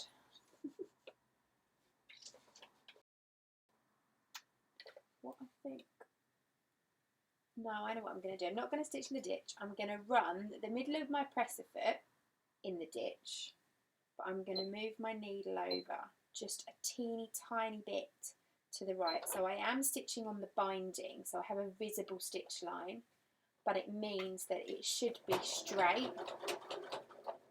because there's nothing worse than when you stitch in the ditch and getting the occasional stitch that pops out of the ditch, and then I think it looks messier than stitching on the binding purposefully. I'm probably not making any sense. I'm just kind of thinking out loud. But everybody does binding differently. I try to avoid patterns that have it, which might be why I've never done this bag before.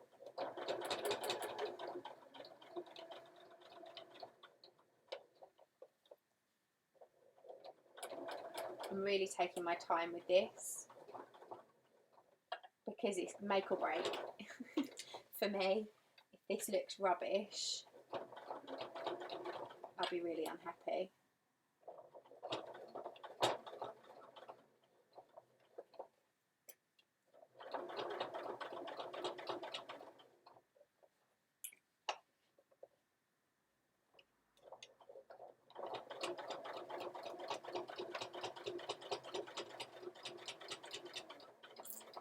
Tongues come out.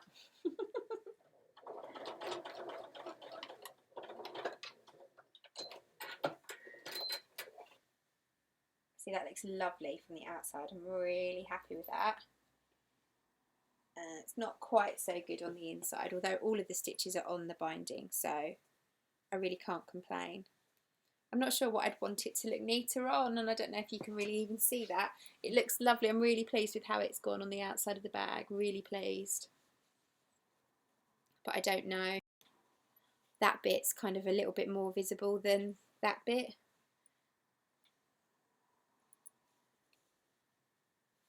When you're looking at it from the front, it's great. I can see this lovely, nice binding. Then I look at it from the side and I'm like, don't like that bit quite so much.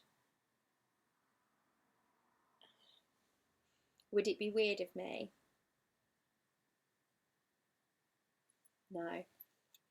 I'm going to do the other side, the other way round.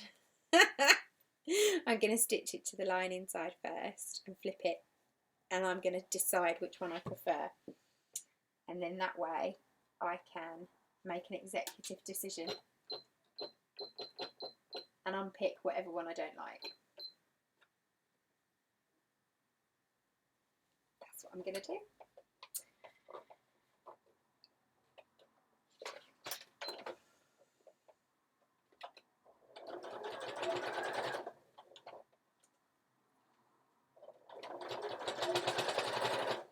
It does mean unpicking top stitching.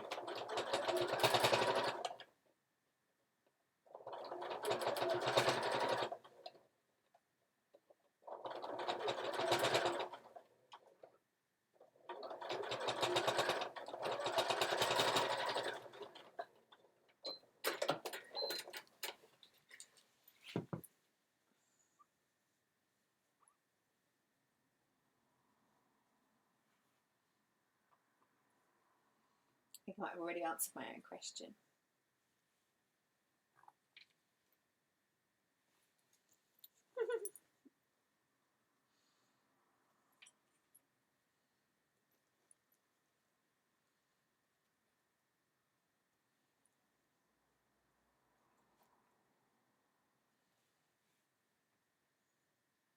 You could use fold over elastic for this actually. The elastic would serve no purpose, but other than the fact that it folds over nice and evenly and equally. Right, yeah, so I think that looks nicer, but it depends for where the stitching is going to come in. So I need to, if I stitch in the, yeah, oh, I hate stitching in the ditch, but I'm going to stitch in the ditch. I'm going to do what I've been told to do. It's not very often that happens.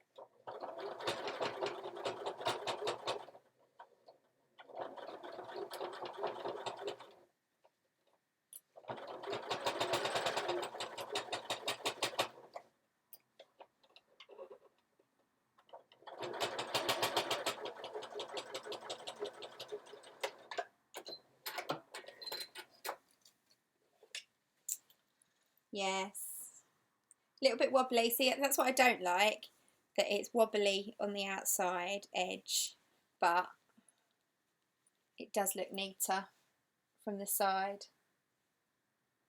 Yeah, I much prefer the outside edge. If only you could make your binding look beautiful on both sides, but I don't think there's any way of doing that. But I certainly prefer it following the instructions. So now I've got to unpick this bit. So chat to me while I unpick. What's everyone saying?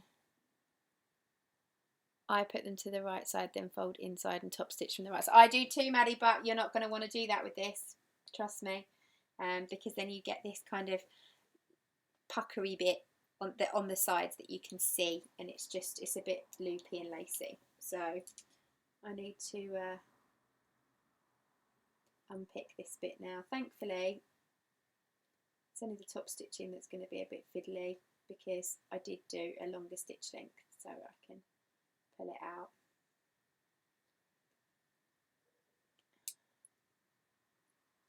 But I've done the experimentation for you. Come on. Tammy's rumbling. Is it nearly lunchtime? How long have I been waffling for anyway? Oof, nearly 2 hours.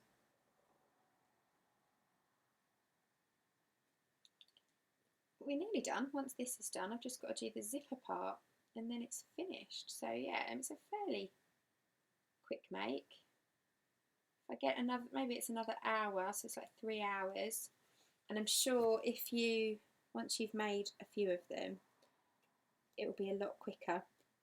It's a good one, I would imagine, if you are wanting to make lots of them, that you batch cut. So I've already cut out my second one. But I definitely am going to play with that second one and see if I can adapt it to include zipper tabs and change the interior pockets, because I don't like the way they get caught up. But I might not do that with that one because I've already cut the pockets out. Although I can just reduce them in size. Yeah, that's all right, because I want to reduce the width of them. I can do that.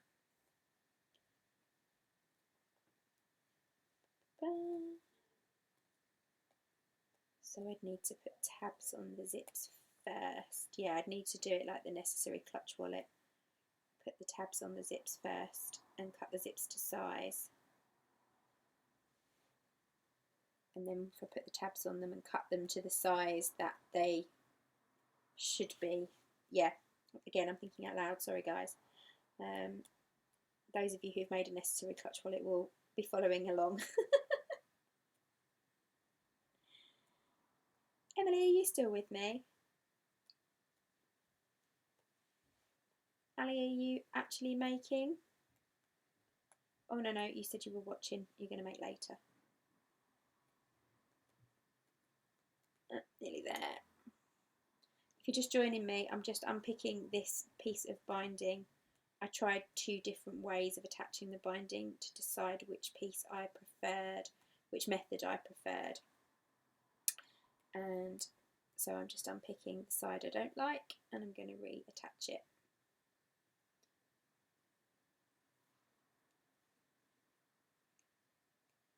When it comes to putting the binding on the zipper, I may do it the other way round, because I know that you're only going to see the upper part.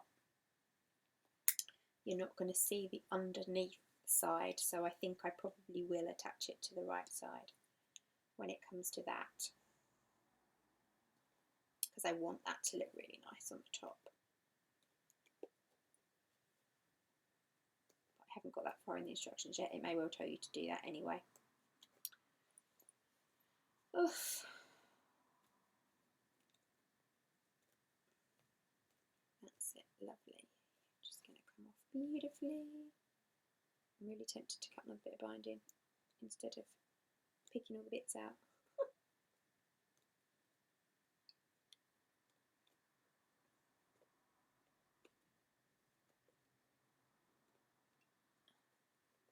Looks lovely. I hate stitching the ditch. Have you seen my Hong Kong seams? I have seen your Hong Kong seams. They're beautiful. Beautiful. But then I love binding that's perfect on both sides, which is why I reckon fold over elastic would be an option. Or don't attach it and just wrap it round and stitch it by hand. Wrap it around and just make sure it was equal and stitch it through one layer. It's another option. Right, look at all those bits. If I got that to hand, I might just cut another bit. Bear with.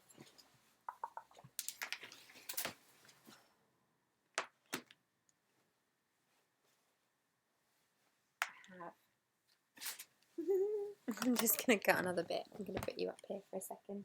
Only because there's so many bits of fluff on that. I can't be bothered to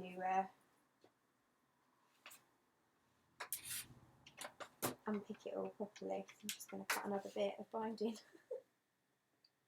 Make sure it's long enough.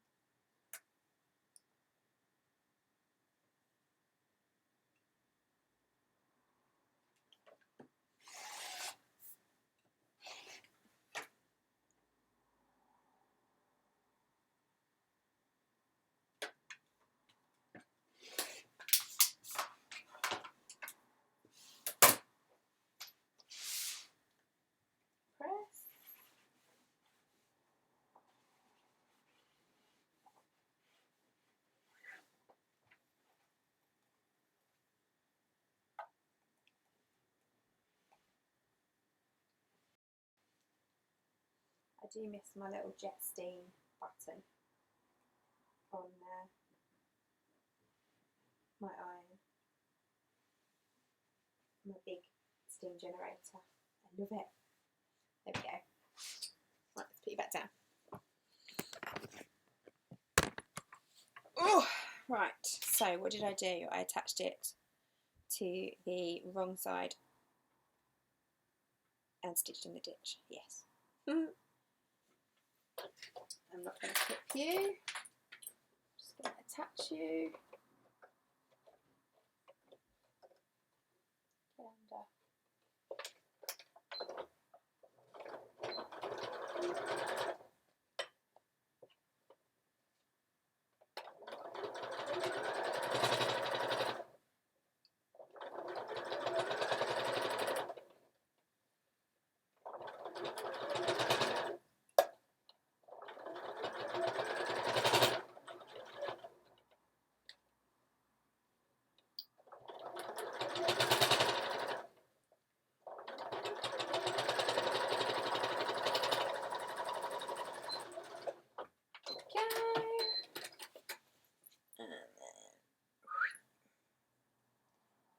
You over.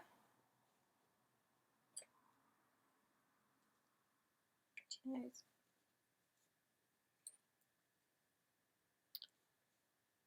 Still here making mine later. Don't blame you, Anna. Maddie says my zips aren't long enough, so I'm going to tab everything. Oh, cool. Louise, really sorry I'm having trouble hearing you. I probably wasn't saying anything.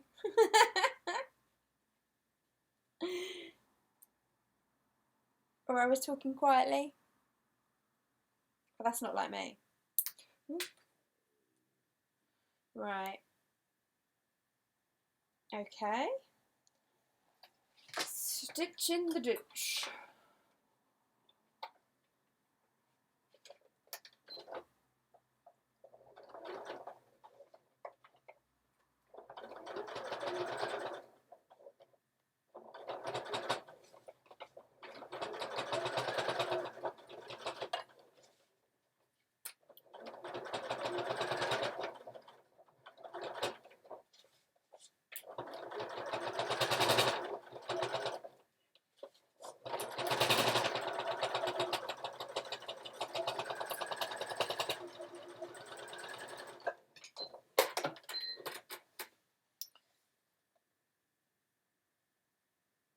Yeah.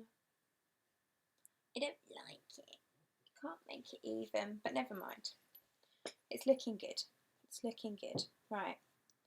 So that's the sides done. There we go. It definitely looks nicer because you're looking in that curve. It's definitely nicer to have the binding neat at that part. As I say, where it kind of doesn't line up tends to be underneath here anyway on the bottom. I think as long as you make sure that your thread matches your binding, it's going to hide away fairly well. Oh, look, oh, missed a big bit there.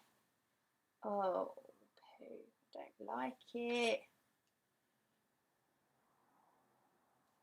I think I would be actually really tempted to make bias binding rather than do this two-fold method and press it and actually physically wrap it round the seam myself and top stitch it. I think it would give a neater finish. Be really interested when you're watching this later if you comment on your suggestions. So I'm going to pop a pin through that ditch and see if I'm actually going to catch that bit now. Yes, I will do. I'm going to have to redo that little bit.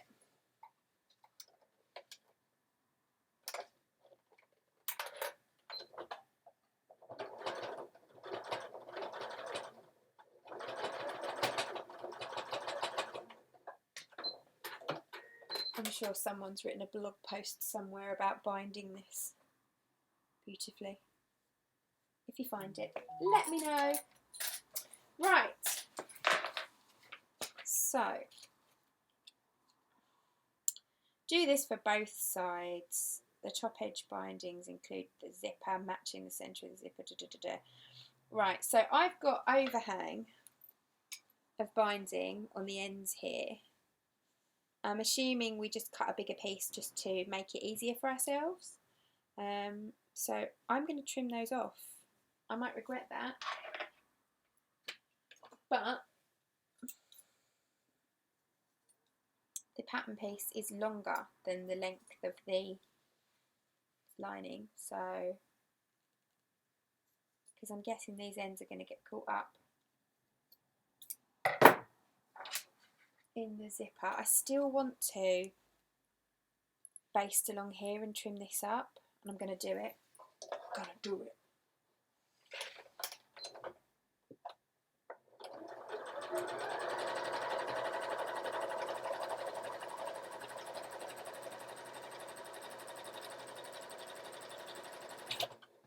I just think it will make adding the zipper so much easier.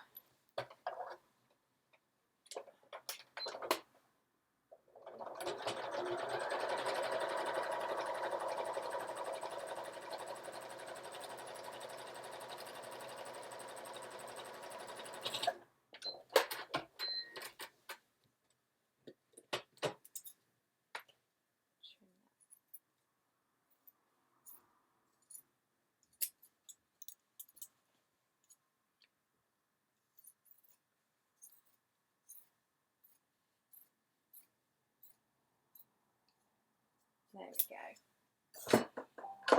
Right. Ooh. Alexa, what are my notifications? One new notification from Amazon Shopping. For Claire, a shipment is due to arrive today. Thanks. That'd be my nail kit. Right. So the top edge of the bindings include the zipper. Match the centre of the zipper with the centre of the top edge. Pin the zipper right side up on the lining. Pin the zipper right side up to the lining.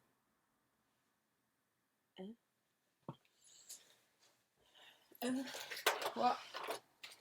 Let's find the centre first of all. Where's my friction pen?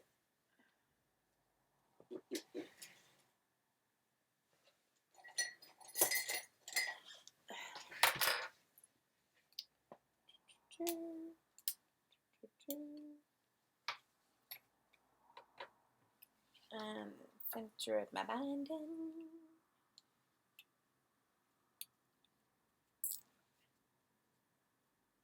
Some messages. Chris, Claire, what pattern is this? It's the Sew Together bag by Sew Demented. Beautiful fabric choice. So thank you, Louise. Cheryl, I added a padded part on the front pocket for needles. That's the bit that I got to in the pattern and went, what? Because there wasn't any pictures explaining that little bit. Oh, sorry, Anna. I made her start talking to her. Sorry.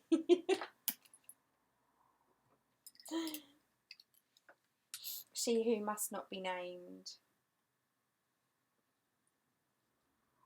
She's so useful. She always does my maths for me. Right, so with pin the zipper right side up to the lining. Centre the binding on top of this. Oh! Seriously, Claire. Centre the zipper. So I need to find the centre of the lining as well then, don't I? Honestly. If I had a brain, I'd be dangerous. Right. Centre the zipper with the centre, matching the centre of the zipper to the centre of the top edge. Pin the zipper right side up to the lining. I can do that.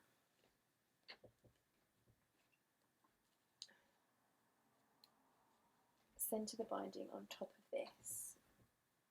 The binding and the zipper extend way beyond the main body of the bag. Yes, no, I know that. Right. Am I going to use tape? No.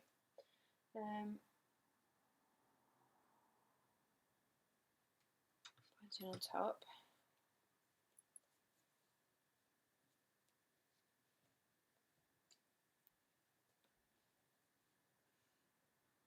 Using a zipper foot, sew the binding piece down to the zipper through all the you did for the previous bindings. Turn the folded edge over to the exterior and pin in place. Okay, yeah, so that's fine. So it will be neat. No, okay, so I want it to be neat. So if I'm doing it that way, that will be, yes.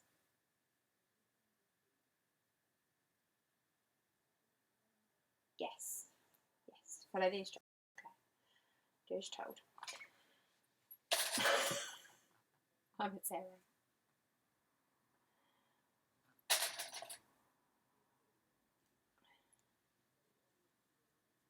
You have to be really careful not to twist this. What would be quite good is if you did this with, oh my god, I could do it. One of the, what's it, tomato? What are they called? Maddie, help me out here. What's it, tomato zips? These lovely rose gold ones with the zipper pulls. I could put one of those on this because they come apart, so you can sew both sides to the top and then put it together again, which would be really lovely. It'd be much easier because I'm going to have to open this zip and make sure I don't twist it when I stitch on the other side. Right, put my zipper foot back on.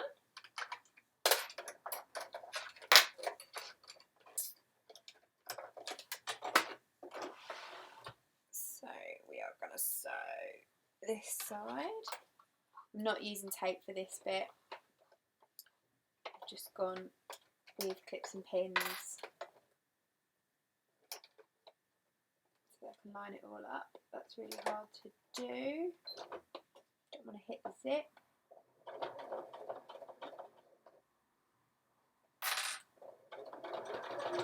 And I'm having to do it by feel because I can't see my zipper teeth.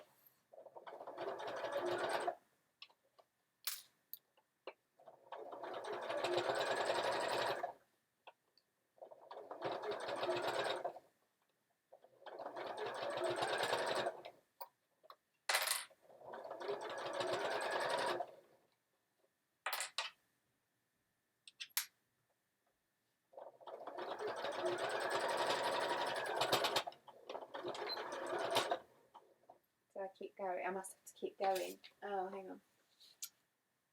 Using the zipper foot, sew the binding piece down to the zip through all the layers, just as you did. Oh, bugger. I should have started right at one end. Never mind, I'll go back and do that bit. I was just sewing it at the top of the bag, of course. That's not going to work. So I am going to have to move the zip back when I get to this bit. It's going all the way through.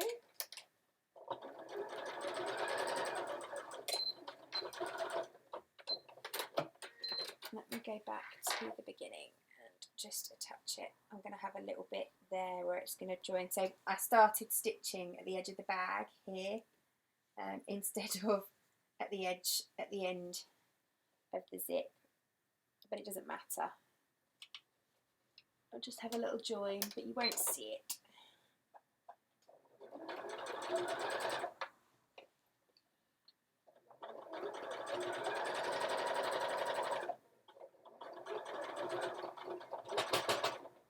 There we go. Perfect. Right. Just as you did for the previous binding, turn the folded edge over to the exterior and pin in place, stitching the ditch on the lining side, making sure you catch the fold on the other side. Do the same for the other side of the zipper. This can be tricky, but opening and closing the zipper to remove the zipper pull helps stitch the open end of the zipper together. Okay. Right. Now, I don't know, if I stitch in the ditch, I don't think that's going to actually reach the other end. There's more bulk here, more bulk on this bit.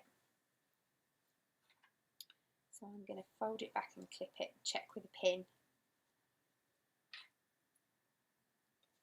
What's everyone saying? I was going to try and make one, it looks complicated. It's not, Catherine. It's just a slowly one. Slowly project. And again, if you follow the tutorial that Mr. Domesticated has done on his YouTube channel, you'll get on better. The actual instructions, although they're clear enough, they're not great. Yeah, I'm going to need to. That doesn't fit all the way over. I've got a bit of too much bulk going on. I'm going to cut back some of my bulk.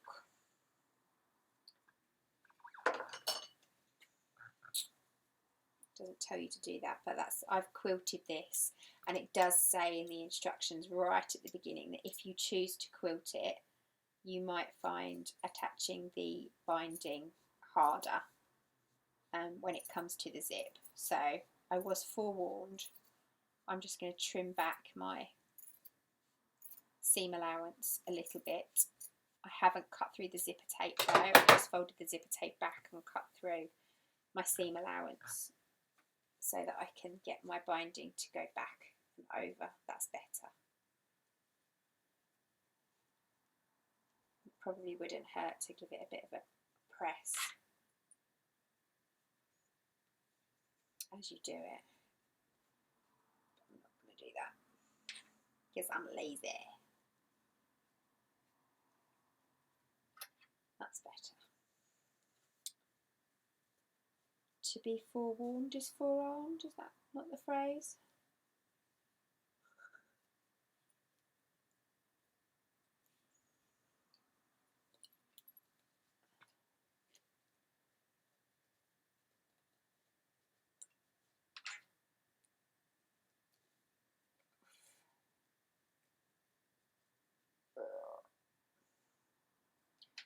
Oh, I think I'm definitely going to top stitch this from the right side because otherwise I can see me hating how it's going to look on the other side. Oh. Don't like it. So there's absolutely no way that I can stitch in the ditch. If I stitch in the ditch, that's not going to catch. It doesn't catch. It doesn't wrap round. It's not big enough. This piece of binding needs to be bigger.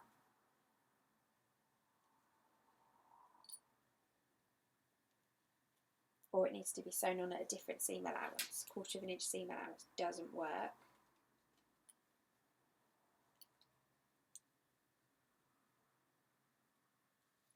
But if I sew from the right side, it will potentially be wonky. Yeah.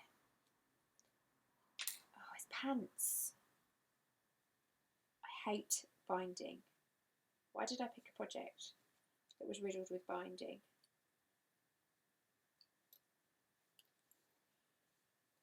I would hand on heart say, do not stitch your binding on. Make binding, press it, wrap it round your seams and stitch it through. Cheryl says, I felt the bindings weren't wide enough. Yeah, they're fine for the sides. I honestly don't think they're wide enough for the top. If I made them a bit wider, they would come down with more ease. They only need probably like another 1/2 an inch, maybe even just 1/4 of an inch. Do you know what I might do? I might put normal binding on there, but no.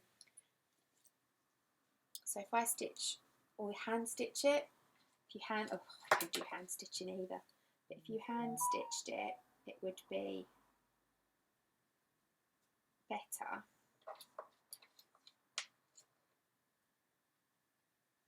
See, the thing is, I'm not a perfectionist, but there is a fine line between something looking handmade and something just looking like a bodge job. And I don't want my project to look either necessarily. So if I stitch in the ditch, I'm just checking in various intervals. If I stitch in the ditch, I'm not going to catch it in all the places. But if I stitch a little bit away from the ditch, I will do, but it will be very wobbly. Ugh. Massively wobbly. Oh, decisions, guys. What to do? Just really not happy with it at all.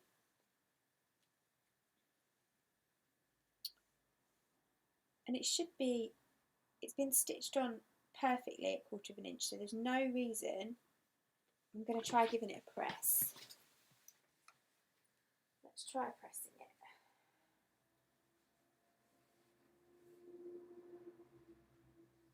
That's a truck going past outside. Give it a press and really pull it down. No, that's not. It's not going to do it either. No, I'm sorry guys. This binding's not wide enough. I'm not having it. It is not wide enough and it looks horrible. What I'm going to do is recut these 2 binding pieces, and I'm going to add a 1/2 inch. Oh no, but that's not going to be. No.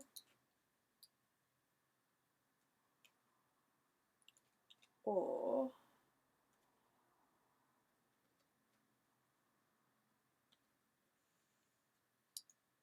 yeah, no, even pressing it in half wouldn't work, would it?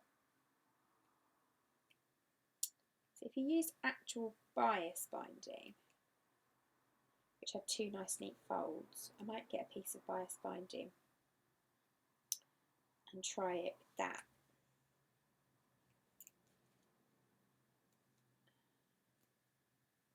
I think it depends really whether you are a person who's really fussy, and I'm not.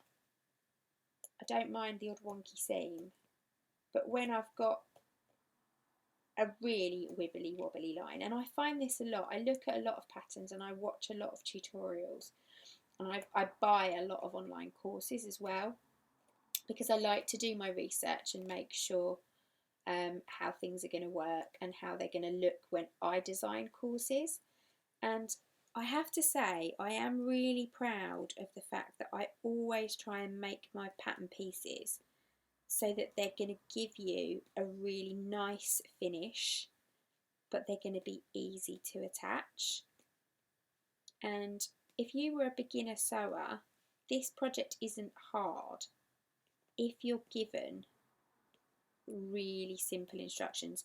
It's why when it comes to dressmaking, I love Tilly Warnes's or Tilly and the Buttons patterns, because they're so clear, they're so easy to understand, they're really step by step, and you can see that she's made the items many times to make sure that she gets it all perfect and that she's happy with the finish. So if I'd been designing this pattern, I would have probably had to have made it about 3 times to have put the tabs in, to have changed the pocket sizes, to have made the bindings slightly wider. I wouldn't have made them wider for the sides, but slightly wider for the top. And I think it does vary. If I hadn't quilted this, I wouldn't need the wider bindings, but because I've quilted it and given myself extra bulk, I need the extra bindings. And it does warn you, it says that if you quilt it, it will make it harder. But I would have said if you quilt it, it will make it harder and use the larger binding pieces. And I'm not saying I'm perfect, because I'm not. But a lot of the patterns and instructions and courses and things that I've bought, I've found bits about them that I would rather do differently. But I think that's the same with everything, isn't it? Right, so the other option would be, rather than making this again, is to stitch it with a narrower seam allowance. How would that work? Let me think. Where's my centre line gone? Can't even see it anymore.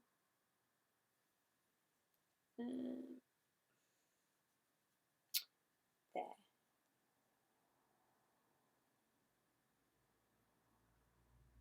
It's completely disappeared. Oh, because I pressed it, didn't I?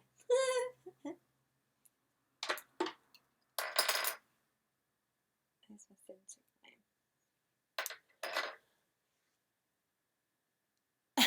frame. Cheryl says, what's hand stitching? Dirty word. Oh, I don't hand stitch. I hate hand stitching. Right, well, I'm going to think what I'm going to do. I'm going to stitch this. If I stitched it with a narrower seam allowance, that would allow it to come back and over further. It just wouldn't be amazingly close to the zip. But then when I top stitched it, if I then stitched in the zitch, it would catch the back, but then it would risk it catching in the lining. Let me try. Oh God, I might regret this. Yeah, I might regret this. It might catch in the lining now, but I'm going to try it one more time. I'm going to try, and I'll do it with a long stitch so I can pull it out. I'm going to try and stitch it. I'm not going to use a zipper foot. I'm going to use a normal foot on my machine,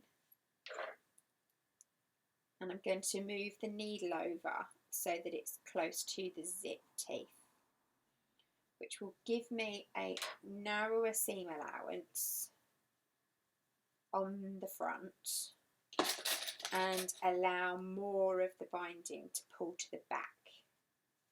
I don't know if it's going to work, but I'm going to experiment. That means I don't have to recut the binding, because if you make it bigger, all that's going to happen is you're going to end up with more on the back, and then it's just going to then get caught in the zip. So we'll try this instead. So let's take that zipper foot off. Let's go underneath.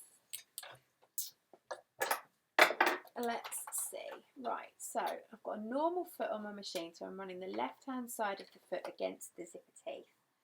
I'm going to leave my needle centrally positioned, and that's going to stitch really close to the right hand side of the zipper teeth, the right hand side of the zipper tape.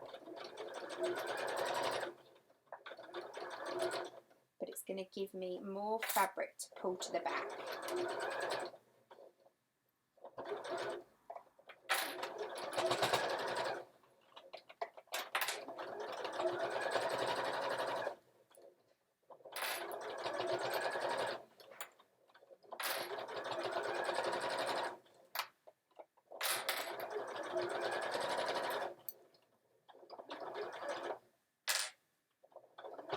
Why do we stick our tongues out when we're concentrating?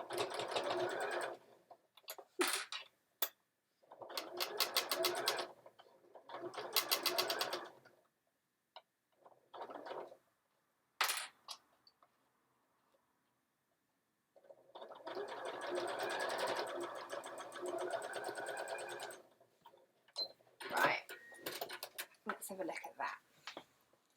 So that was stitched on following the instructions, but I didn't use a zipper foot. I used a regular foot and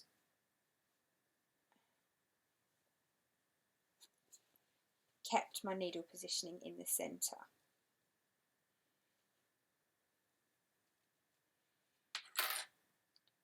And I'm going to fold it back, and I'm going to fold it evenly so it looks even. Oh, it's the cleaning lady doing the hoovering, sorry. Should be done in a minute.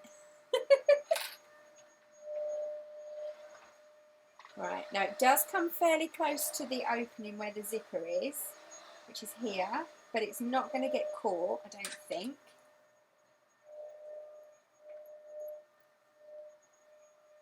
I'm just folding it so it's neat at the moment and it's even, like the snow in Good King Wenceslas. Neat and crisp and even. And then I'll have a look from the other side and see what I think. I think this could be a solution, guys. I think I may have saved the day. But I think you probably only need to do it if you've quilted your exterior. Right, that looks good from the back. It looks good from the front. Now, where do I need to put my needle in order for it to stitch about 1/8 the way from the edge of the binding? Oh, in the ditch. Beastly. Okay, right, there's the solution. That's what you need to do. When you attach your zipper binding to your zipper, don't use a zipper foot. Use a regular foot, but make sure your needle remains in the centre so that you are stitching fairly close to the right hand edge of your zipper tape, and that allows your binding to fold back, and when you then stitch in the ditch you will be catching it down and it looks better.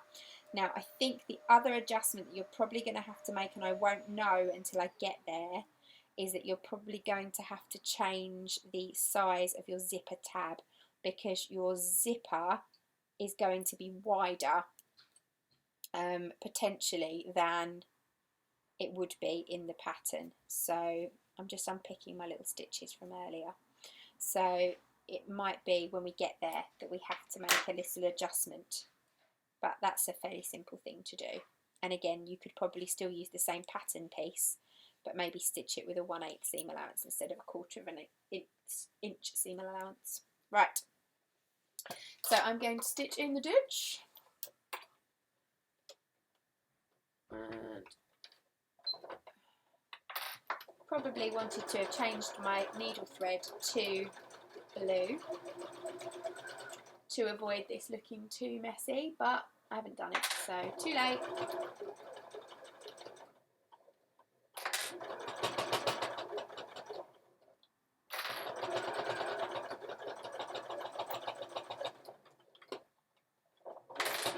It's nearly finished. It's nearly finished. One more side and zipper tabs to go.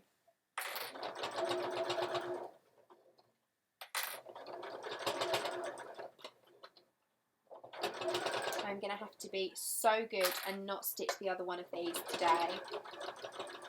I've got work I really must do. There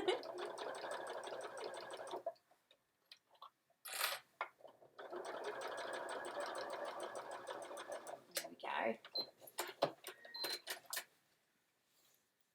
Whoop, whoop. It's not brilliant, but that's on the underside. It's not going to be seen, and it's a lot better.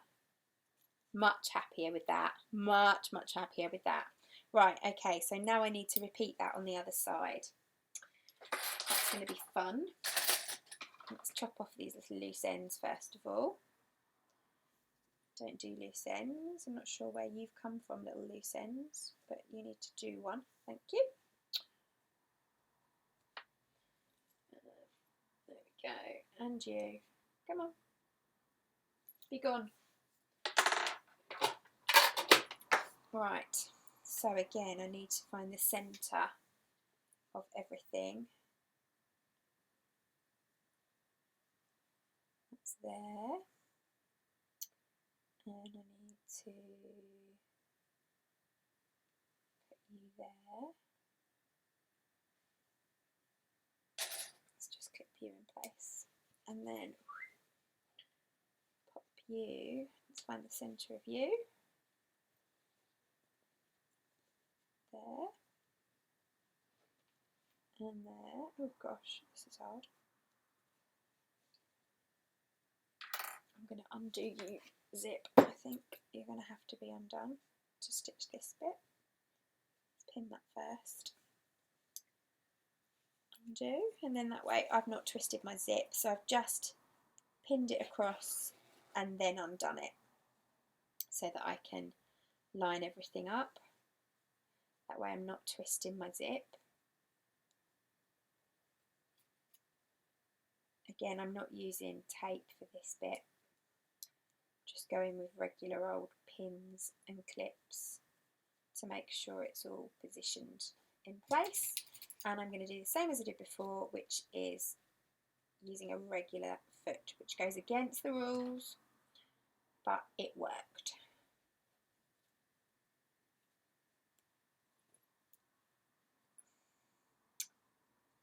You have to do what works for you, guys. Bugs me if it doesn't look right. I tend to keep looking at it if it's not right. Ali, I'm exactly the same. And it's always the way. Everyone who makes mistakes and things in class with me, and they go, oh, I'm really unhappy about it. And I'm like, well, if you're unhappy about it, you need to redo it, because otherwise it will bug you forever. And even if people say to you, there's nothing more annoying than people go, oh my God, that's amazing, you made that, well done. And you go, yes, but have you seen this bit that I did wrong? And they're like, no, I can't see where you went wrong. And most people can't, and they're not interested and they don't care. But if it bothers you, then you have to do something about it. Cheryl says, no, just cut bigger binding. If I cut bigger binding though, Cheryl, there'll be more pulled to the underside, so it will get potentially caught up in the zip. What would you add? 1/4 of an inch, 1/2 an inch?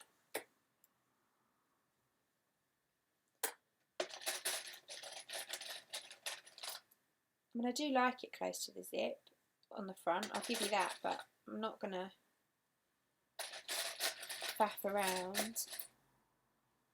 Can you not remove some of the bulk and see if that makes a difference? I did that, Anna. I did that first of all, and it didn't make a difference.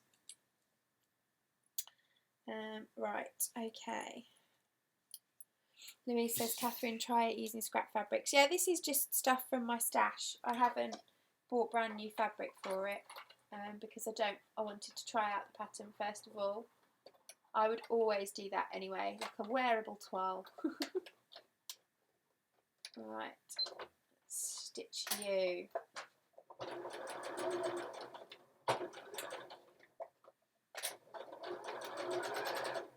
Oh, cleaning lady sprayed some really lovely spray. It's like vanilla. It's delicious.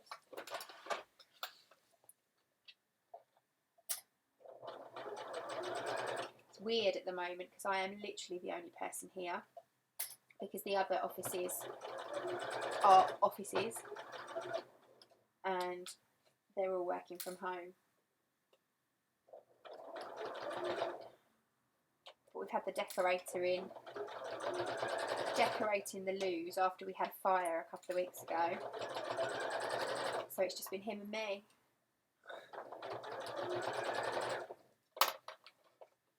Keeping the lights on.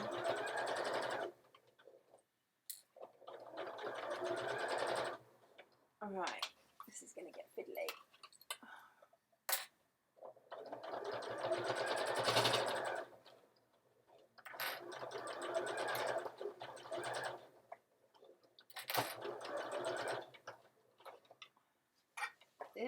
Oh dear. I'm going to close the zip up again because that's getting a bit fiddly. Fiddly, fiddly. Oh, gold. There we go. Get out of the way.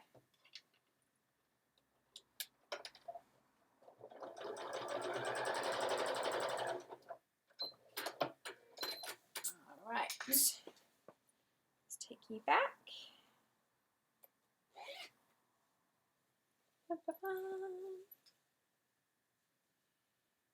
That's definitely the way forward. I prefer that.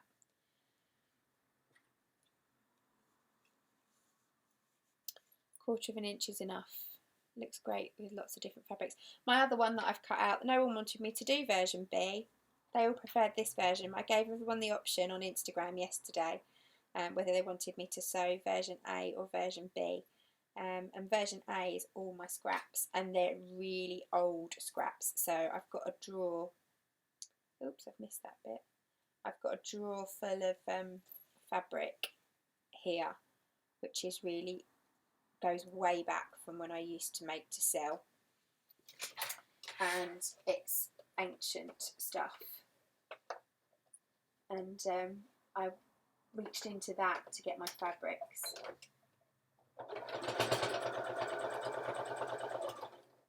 But no one wanted me to do that one. but that will be the one that I experiment with next and change the pocket sizes on. Definitely going to do tabs though for the zips. I think that will just make it so much nicer. And I think I'll recut the bindings as well. Cheryl says a quarter of an inch is enough. It's amazing, isn't it, how just one little bit of extra fabric can make all the difference. I would like it to be closer to the zip. It does look so much nicer, but this will do for now because I don't want to faff around too much.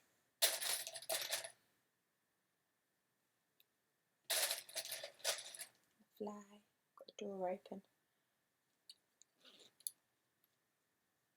Oh, so nearly there, guys. Just the zipper tabs to go on the ends, and this is done. Right, let's top stitch you. Oh.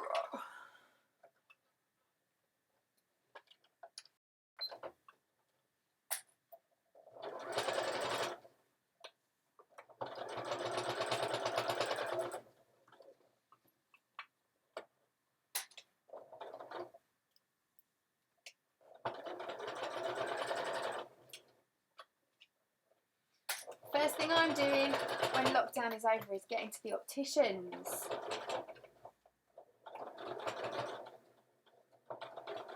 I have finally realised I need varifocals. I cannot see what I'm doing, which doesn't help for neat binding. I completely missed the ditch. But I'm actually past caring now. Is that bad?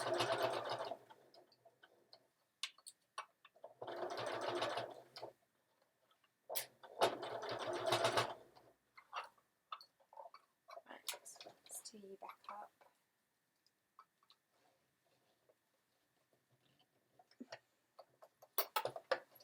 Oh,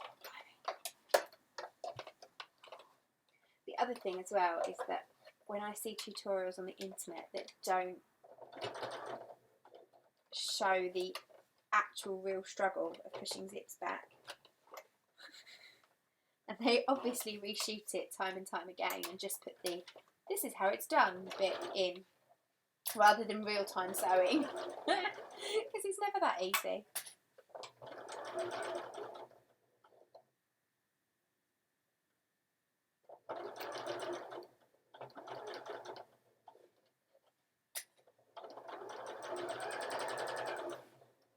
There we go. Oh my goodness me.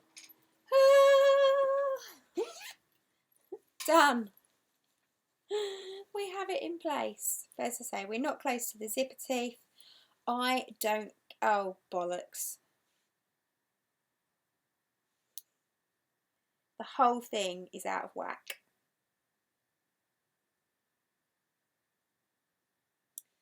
The whole thing is out of whack, look.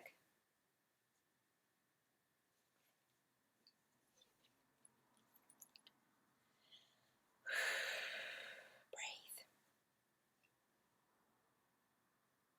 That's because I didn't use tape. So it slipped as I've sewn, even though I lined up the centres. Oh, balls. There is a solution to that. It's not a fun solution, but there is a solution to that. I need to take the zipper off the end.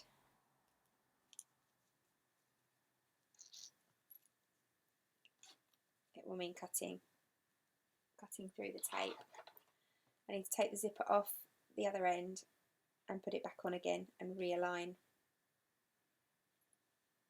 But I may be some time, guys.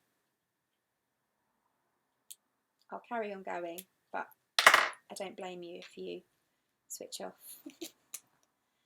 Oh, what a pain.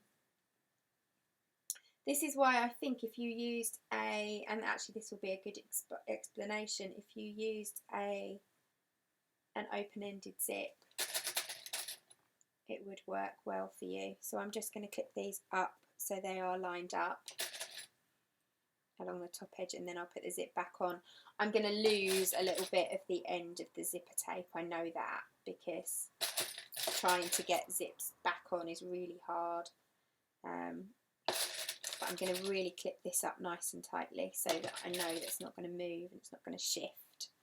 I'm going to lose probably a little bit of end. You can see here, look, that's where I've got, it's like a whole inch. The binding is different, and is the end, and the end of the zipper is. So it's really slipped and slided.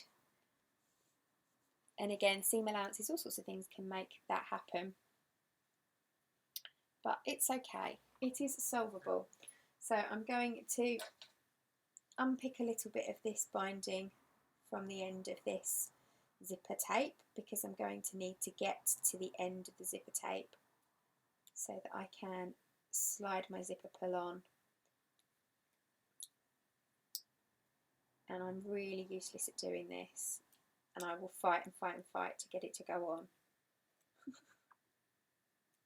But it is doable.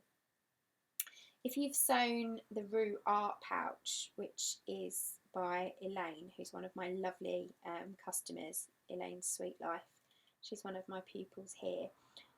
She actually pulls apart a regular zipper and attaches her zip to her pouch in this way.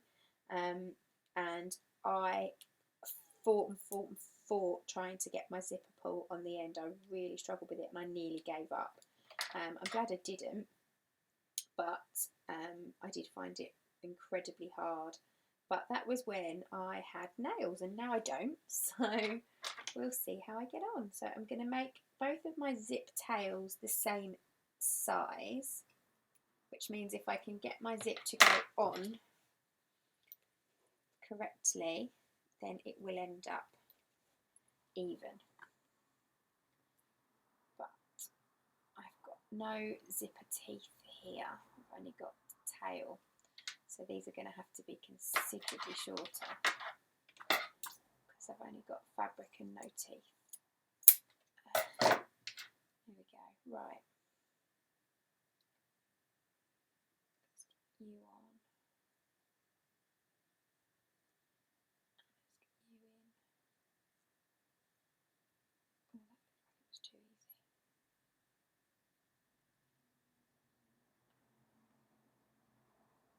Oh, no, that was too easy. You in. You in.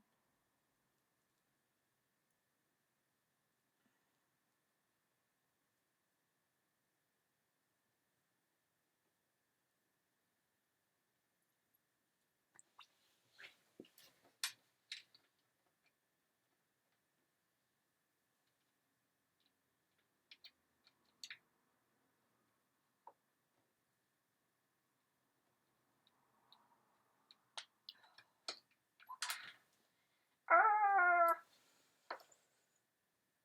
Once everyone said I use size 5.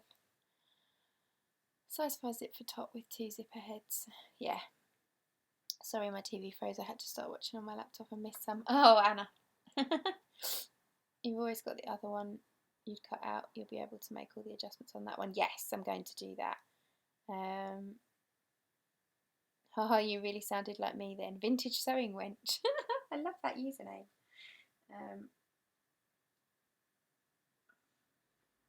What, when I went, oh, bollocks. Oh, come. Oh, I thought that was just suddenly going to go then.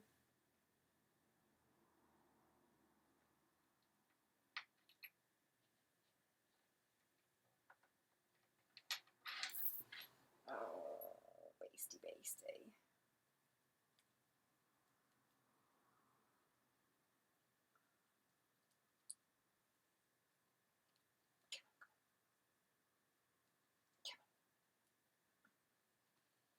You can do it, you can do it.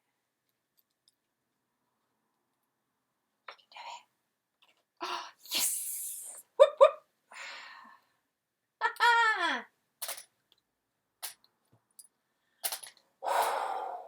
Okay, we are now lined up. It does mean I've got shorter pieces. These are supposed to be attached down here. I don't actually know that I need them to be on reflection. You're supposed to put a zipper tab on the end. I've had to make that considerably shorter than it's supposed to be. And then it's supposed to attach down there. But that kind of covers up all the pleats. Oh, I don't know. Right, if I just make this one the same length as that one, and then it will at least be even. Oh, good God. Right, so that is 1, 2, 3, 4.5 inches. It should definitely be more than that. Let me firstly sew across the end of this zip before it all falls back off the other end. 1, 2, 3, 4.5 inches is there.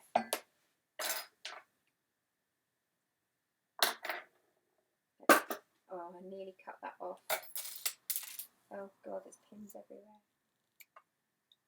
There we go. Just throw my friction pen in the bin.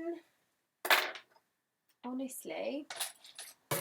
Right, let's sew across the end of that zip to keep it all together. So we don't lose our zipper pull.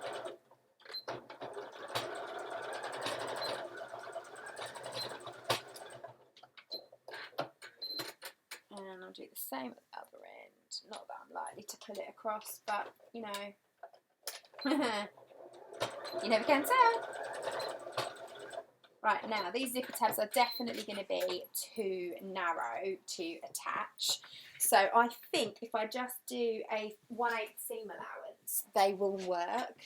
So I'm just going to slide them on. I've already pressed them. Yeah, I'm going to have to do a really like super narrow seam allowance. Or in fact I'm going to do it by eye, and I'm going to do it right at the very edge of the fabric.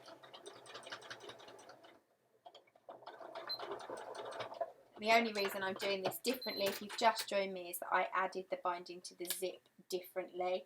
I used a different seam allowance so that I could get a need to finish. But that meant that my zip is now wider than it should be. So the zip tabs won't fit. So I've had to make them narrower. If that doesn't work, then I will just recut them. But we shall see. Do one, have a look and see. And then we are nearly finished, despite our disasters. And I can have my lunch. Right, let's have a look. Oh, are you going to go in there? Do you know what? I think you will if I fold your corners in. Tricky. Tricky into fitting. And I'm not going to push it all the way down because I need to try and gain back a little bit of the length of that zip that I pulled off. So I'm not going to push it all the way down inside. Just have to make sure I put the other one on with the same distance. Cute. That'll do. Let's stitch you. I'm going to do a box all the way around, I think.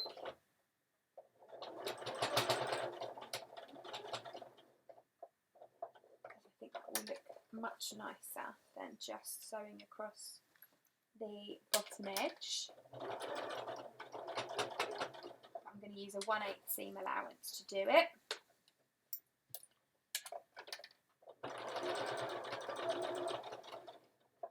Do you know what? I am going to use my rivet press. I am going to, instead of stitching this down at the sides like you're supposed to, I think I'm going to rivet it down. That could look really nice. We'll see.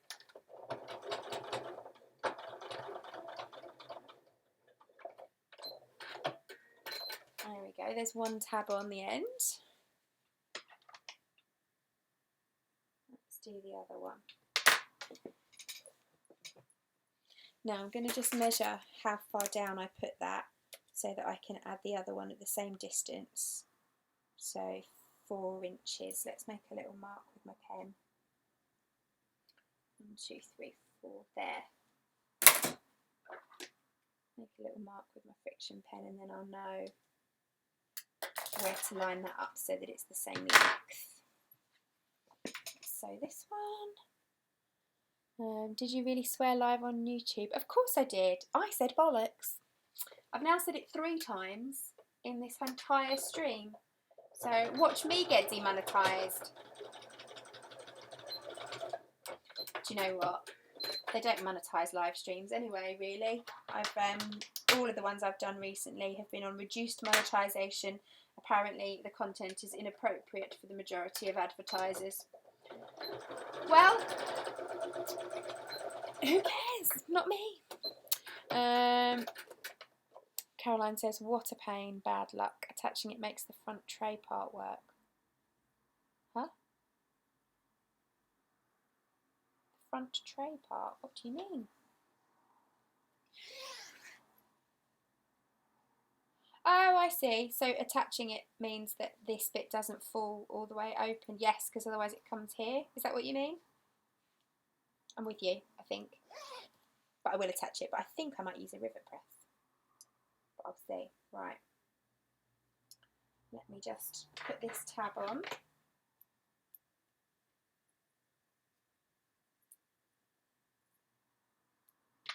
Turn that in the right way. With the skewer. Do whatever works, make it your pattern. Definitely, Caroline. Hey, Christine. Oh, I'll just put this skewer through the corner. How are you today?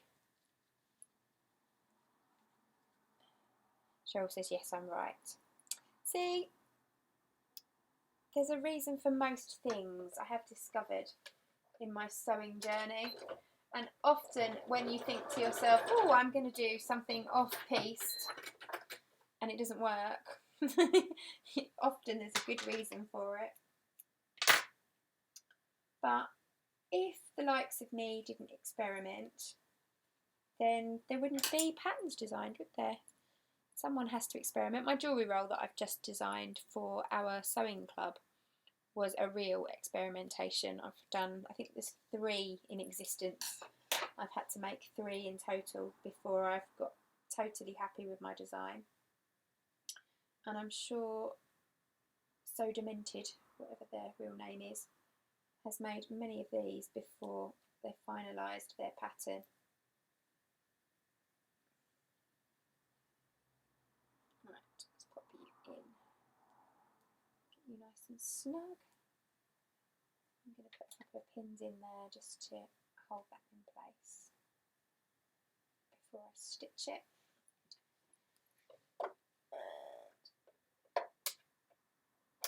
There we go. The last bit. Oh, it's gone wonky.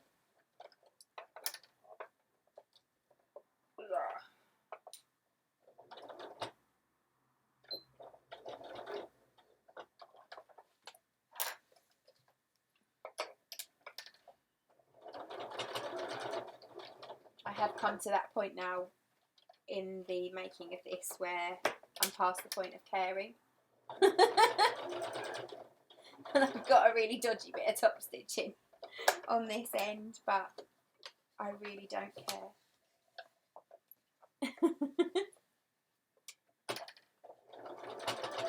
I don't dislike it enough to not make the other one though, which is good, because sometimes that happens, doesn't it? You make a pattern and you really don't like it and you don't do it again, but I'm actually keen to try it again, but with some tweaks to make it something that I'm really happy with.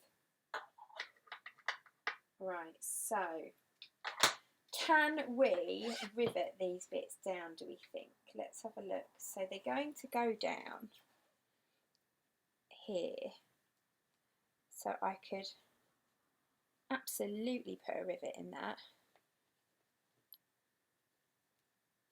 I think I'm not going to, because I've used a regular zip, but on my other one I'm going to use one of my Hannah Tomato zips or whatever they are. Oh, hang on a minute. I think I know where I was going wrong with that zipper binding. Because my binding's rolling up. Oh no, it should be. Okay, I'm going to use one of my rose gold Hannah banana or Hannah tomato or whatever they are zips, so I can then use my rose gold rivets in the end. So you could easily rivet that down there. I think it would look really nice. Yours will be longer as well. I've had to make mine shorter to allow for my zip hiccup. But yes, so for today I am just going to stitch it in place. Oh, blimey. That's going to be fiddly in itself. I'm going to pin it, I think, or clip it. But yeah, you could very, very comfortably put a rivet, and I think that would look lovely. But I'm all about the rivets. Yeah, because trying to get this under the sewing machine is not easy. It's also a very, very bulky seam. And if you've got a machine that doesn't like bulk, it's going to hate you.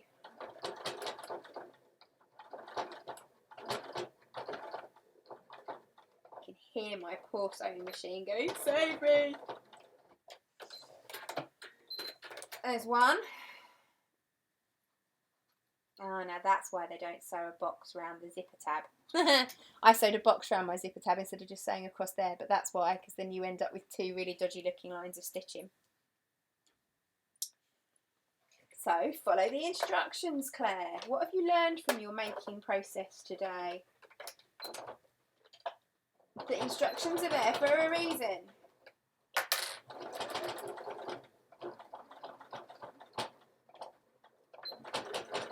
Oh, we are done. We are done, people, and I am well and truly done. That was a learning curve. I hope for those of you who have stuck with me, when you come to make yours, you will have learned from my boo-boos. But we have finished. So we can now open up the pouch, and inside we have our 3 lovely pockets. I'm actually really pleased with that. Really pleased with that. It doesn't work perfectly. This isn't long enough, so obviously my little tray bits it doesn't open up properly. But that's my fault, and I know why, and I won't do it again next time. I'm not happy 100% with the inside of these pockets, but definitely adaptations I would make. I would use an open-ended zipper. I would change the width of the binding for the zipper top. I would put tabs in on top of the zips, and I will change the pocket dimensions, the pocket lining pieces, so that they are narrower. So if you've got a tab, for instance, here, your zip's only going to open to here anyway, so you don't need pocket to go all the way up to the end. It can just hang freely, and I don't see why it needs to be stitched in place, because it can just hang freely down in the lining, and that will stop it from potentially getting caught up in the zipper, which I can feel it's going to do at some point. So yeah, they're the changes I would make to it. They're the changes I'm going to make for my next one. I'll post it on Instagram and show you my makes. What's everybody saying? Vintage sewing wench. It's not swearing, it's a descriptive term. Totally descriptive. Done is better than a UFO, says Chris. I totally agree, Chris. And do you know what? This is lovely. I could give this to someone as a gift. I think the only thing I would do if I did that is I probably would unpick my box that I'd sewn around here, and then restitch it back down, because I don't like the fact that I've got 2 really wobbly, terrible lines of stitching here. But I'm not going to bother doing that, because I'm not going to give it as a gift, and I'm just going to use it. And it's totally usable, and it's really nice. It's really pretty. And actually, if I go on to show anyone how to do these, so I wouldn't actually teach the pattern as a class, but I do lots of classes where people can bring their own pattern in and crack on with stuff.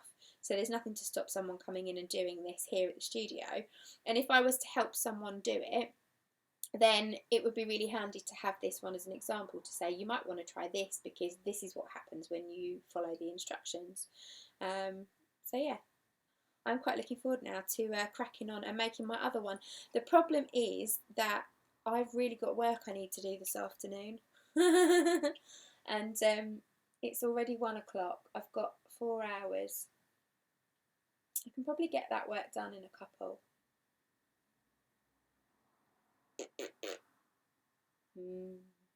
I might start my other one. Let's see. What's Maddie says? Just tabbed all my zips. It looks so nice and neat. Are you going to change the size of your pockets, Maddie, so that they're not as wide, but they're maybe an inch deeper? And then you'll have to trim off excess once you've stitched them together, but at least that way you'll get them fitting nicely. Caroline said this is great, but the next one might be perfect. I like your use of might. We shall see. Okay, right, I'm going to go. That's 3 hours for a live stream, which is a pretty long time. If you're joining me for the replay, then do make sure you add your comments. Maddie says, I've already had them cut out, so I'm going to try and sew them differently. Yes, me too. I'm just going to narrow them a little bit though. And I'm going to sew them. Yeah, I'm just going to narrow them slightly. I'm just going to sew the bottoms closed and let them hang free. Right. So I'm going to go. If you enjoyed this tutorial, please do give it a thumbs up. It's not a tutorial, but sew along. Please give it a thumbs up. If you haven't subscribed to my channel already, please do. I put loads of interesting sewing and crafty content up on a 3 weekly basis. And what else do I need to tell you? Yeah. That's it. Check out the description down below for links to my free Facebook group, which is where we do lots of kind of cool crafty chat. It'd be really nice to chat to you in there. We've got loads of stuff going on at the moment while we're all on lockdown, so do check that out. Likewise, there is a link down there for coffee. If you would like to buy me a coffee and you've enjoyed this tutorial, then I would really appreciate it. Obviously at the moment my studio is closed and not open to the public, so we are running not at a loss, but we are not earning, or I am not earning what I would normally be earning, so every coffee is appreciated. Caroline says you have every right to be pleased. Yes, I did. I'm really pleased with it. So I will see you all again soon. If you want me to sew something in particular next Saturday, let me know what you fancy. I will see you then. Take care and have a lovely Easter.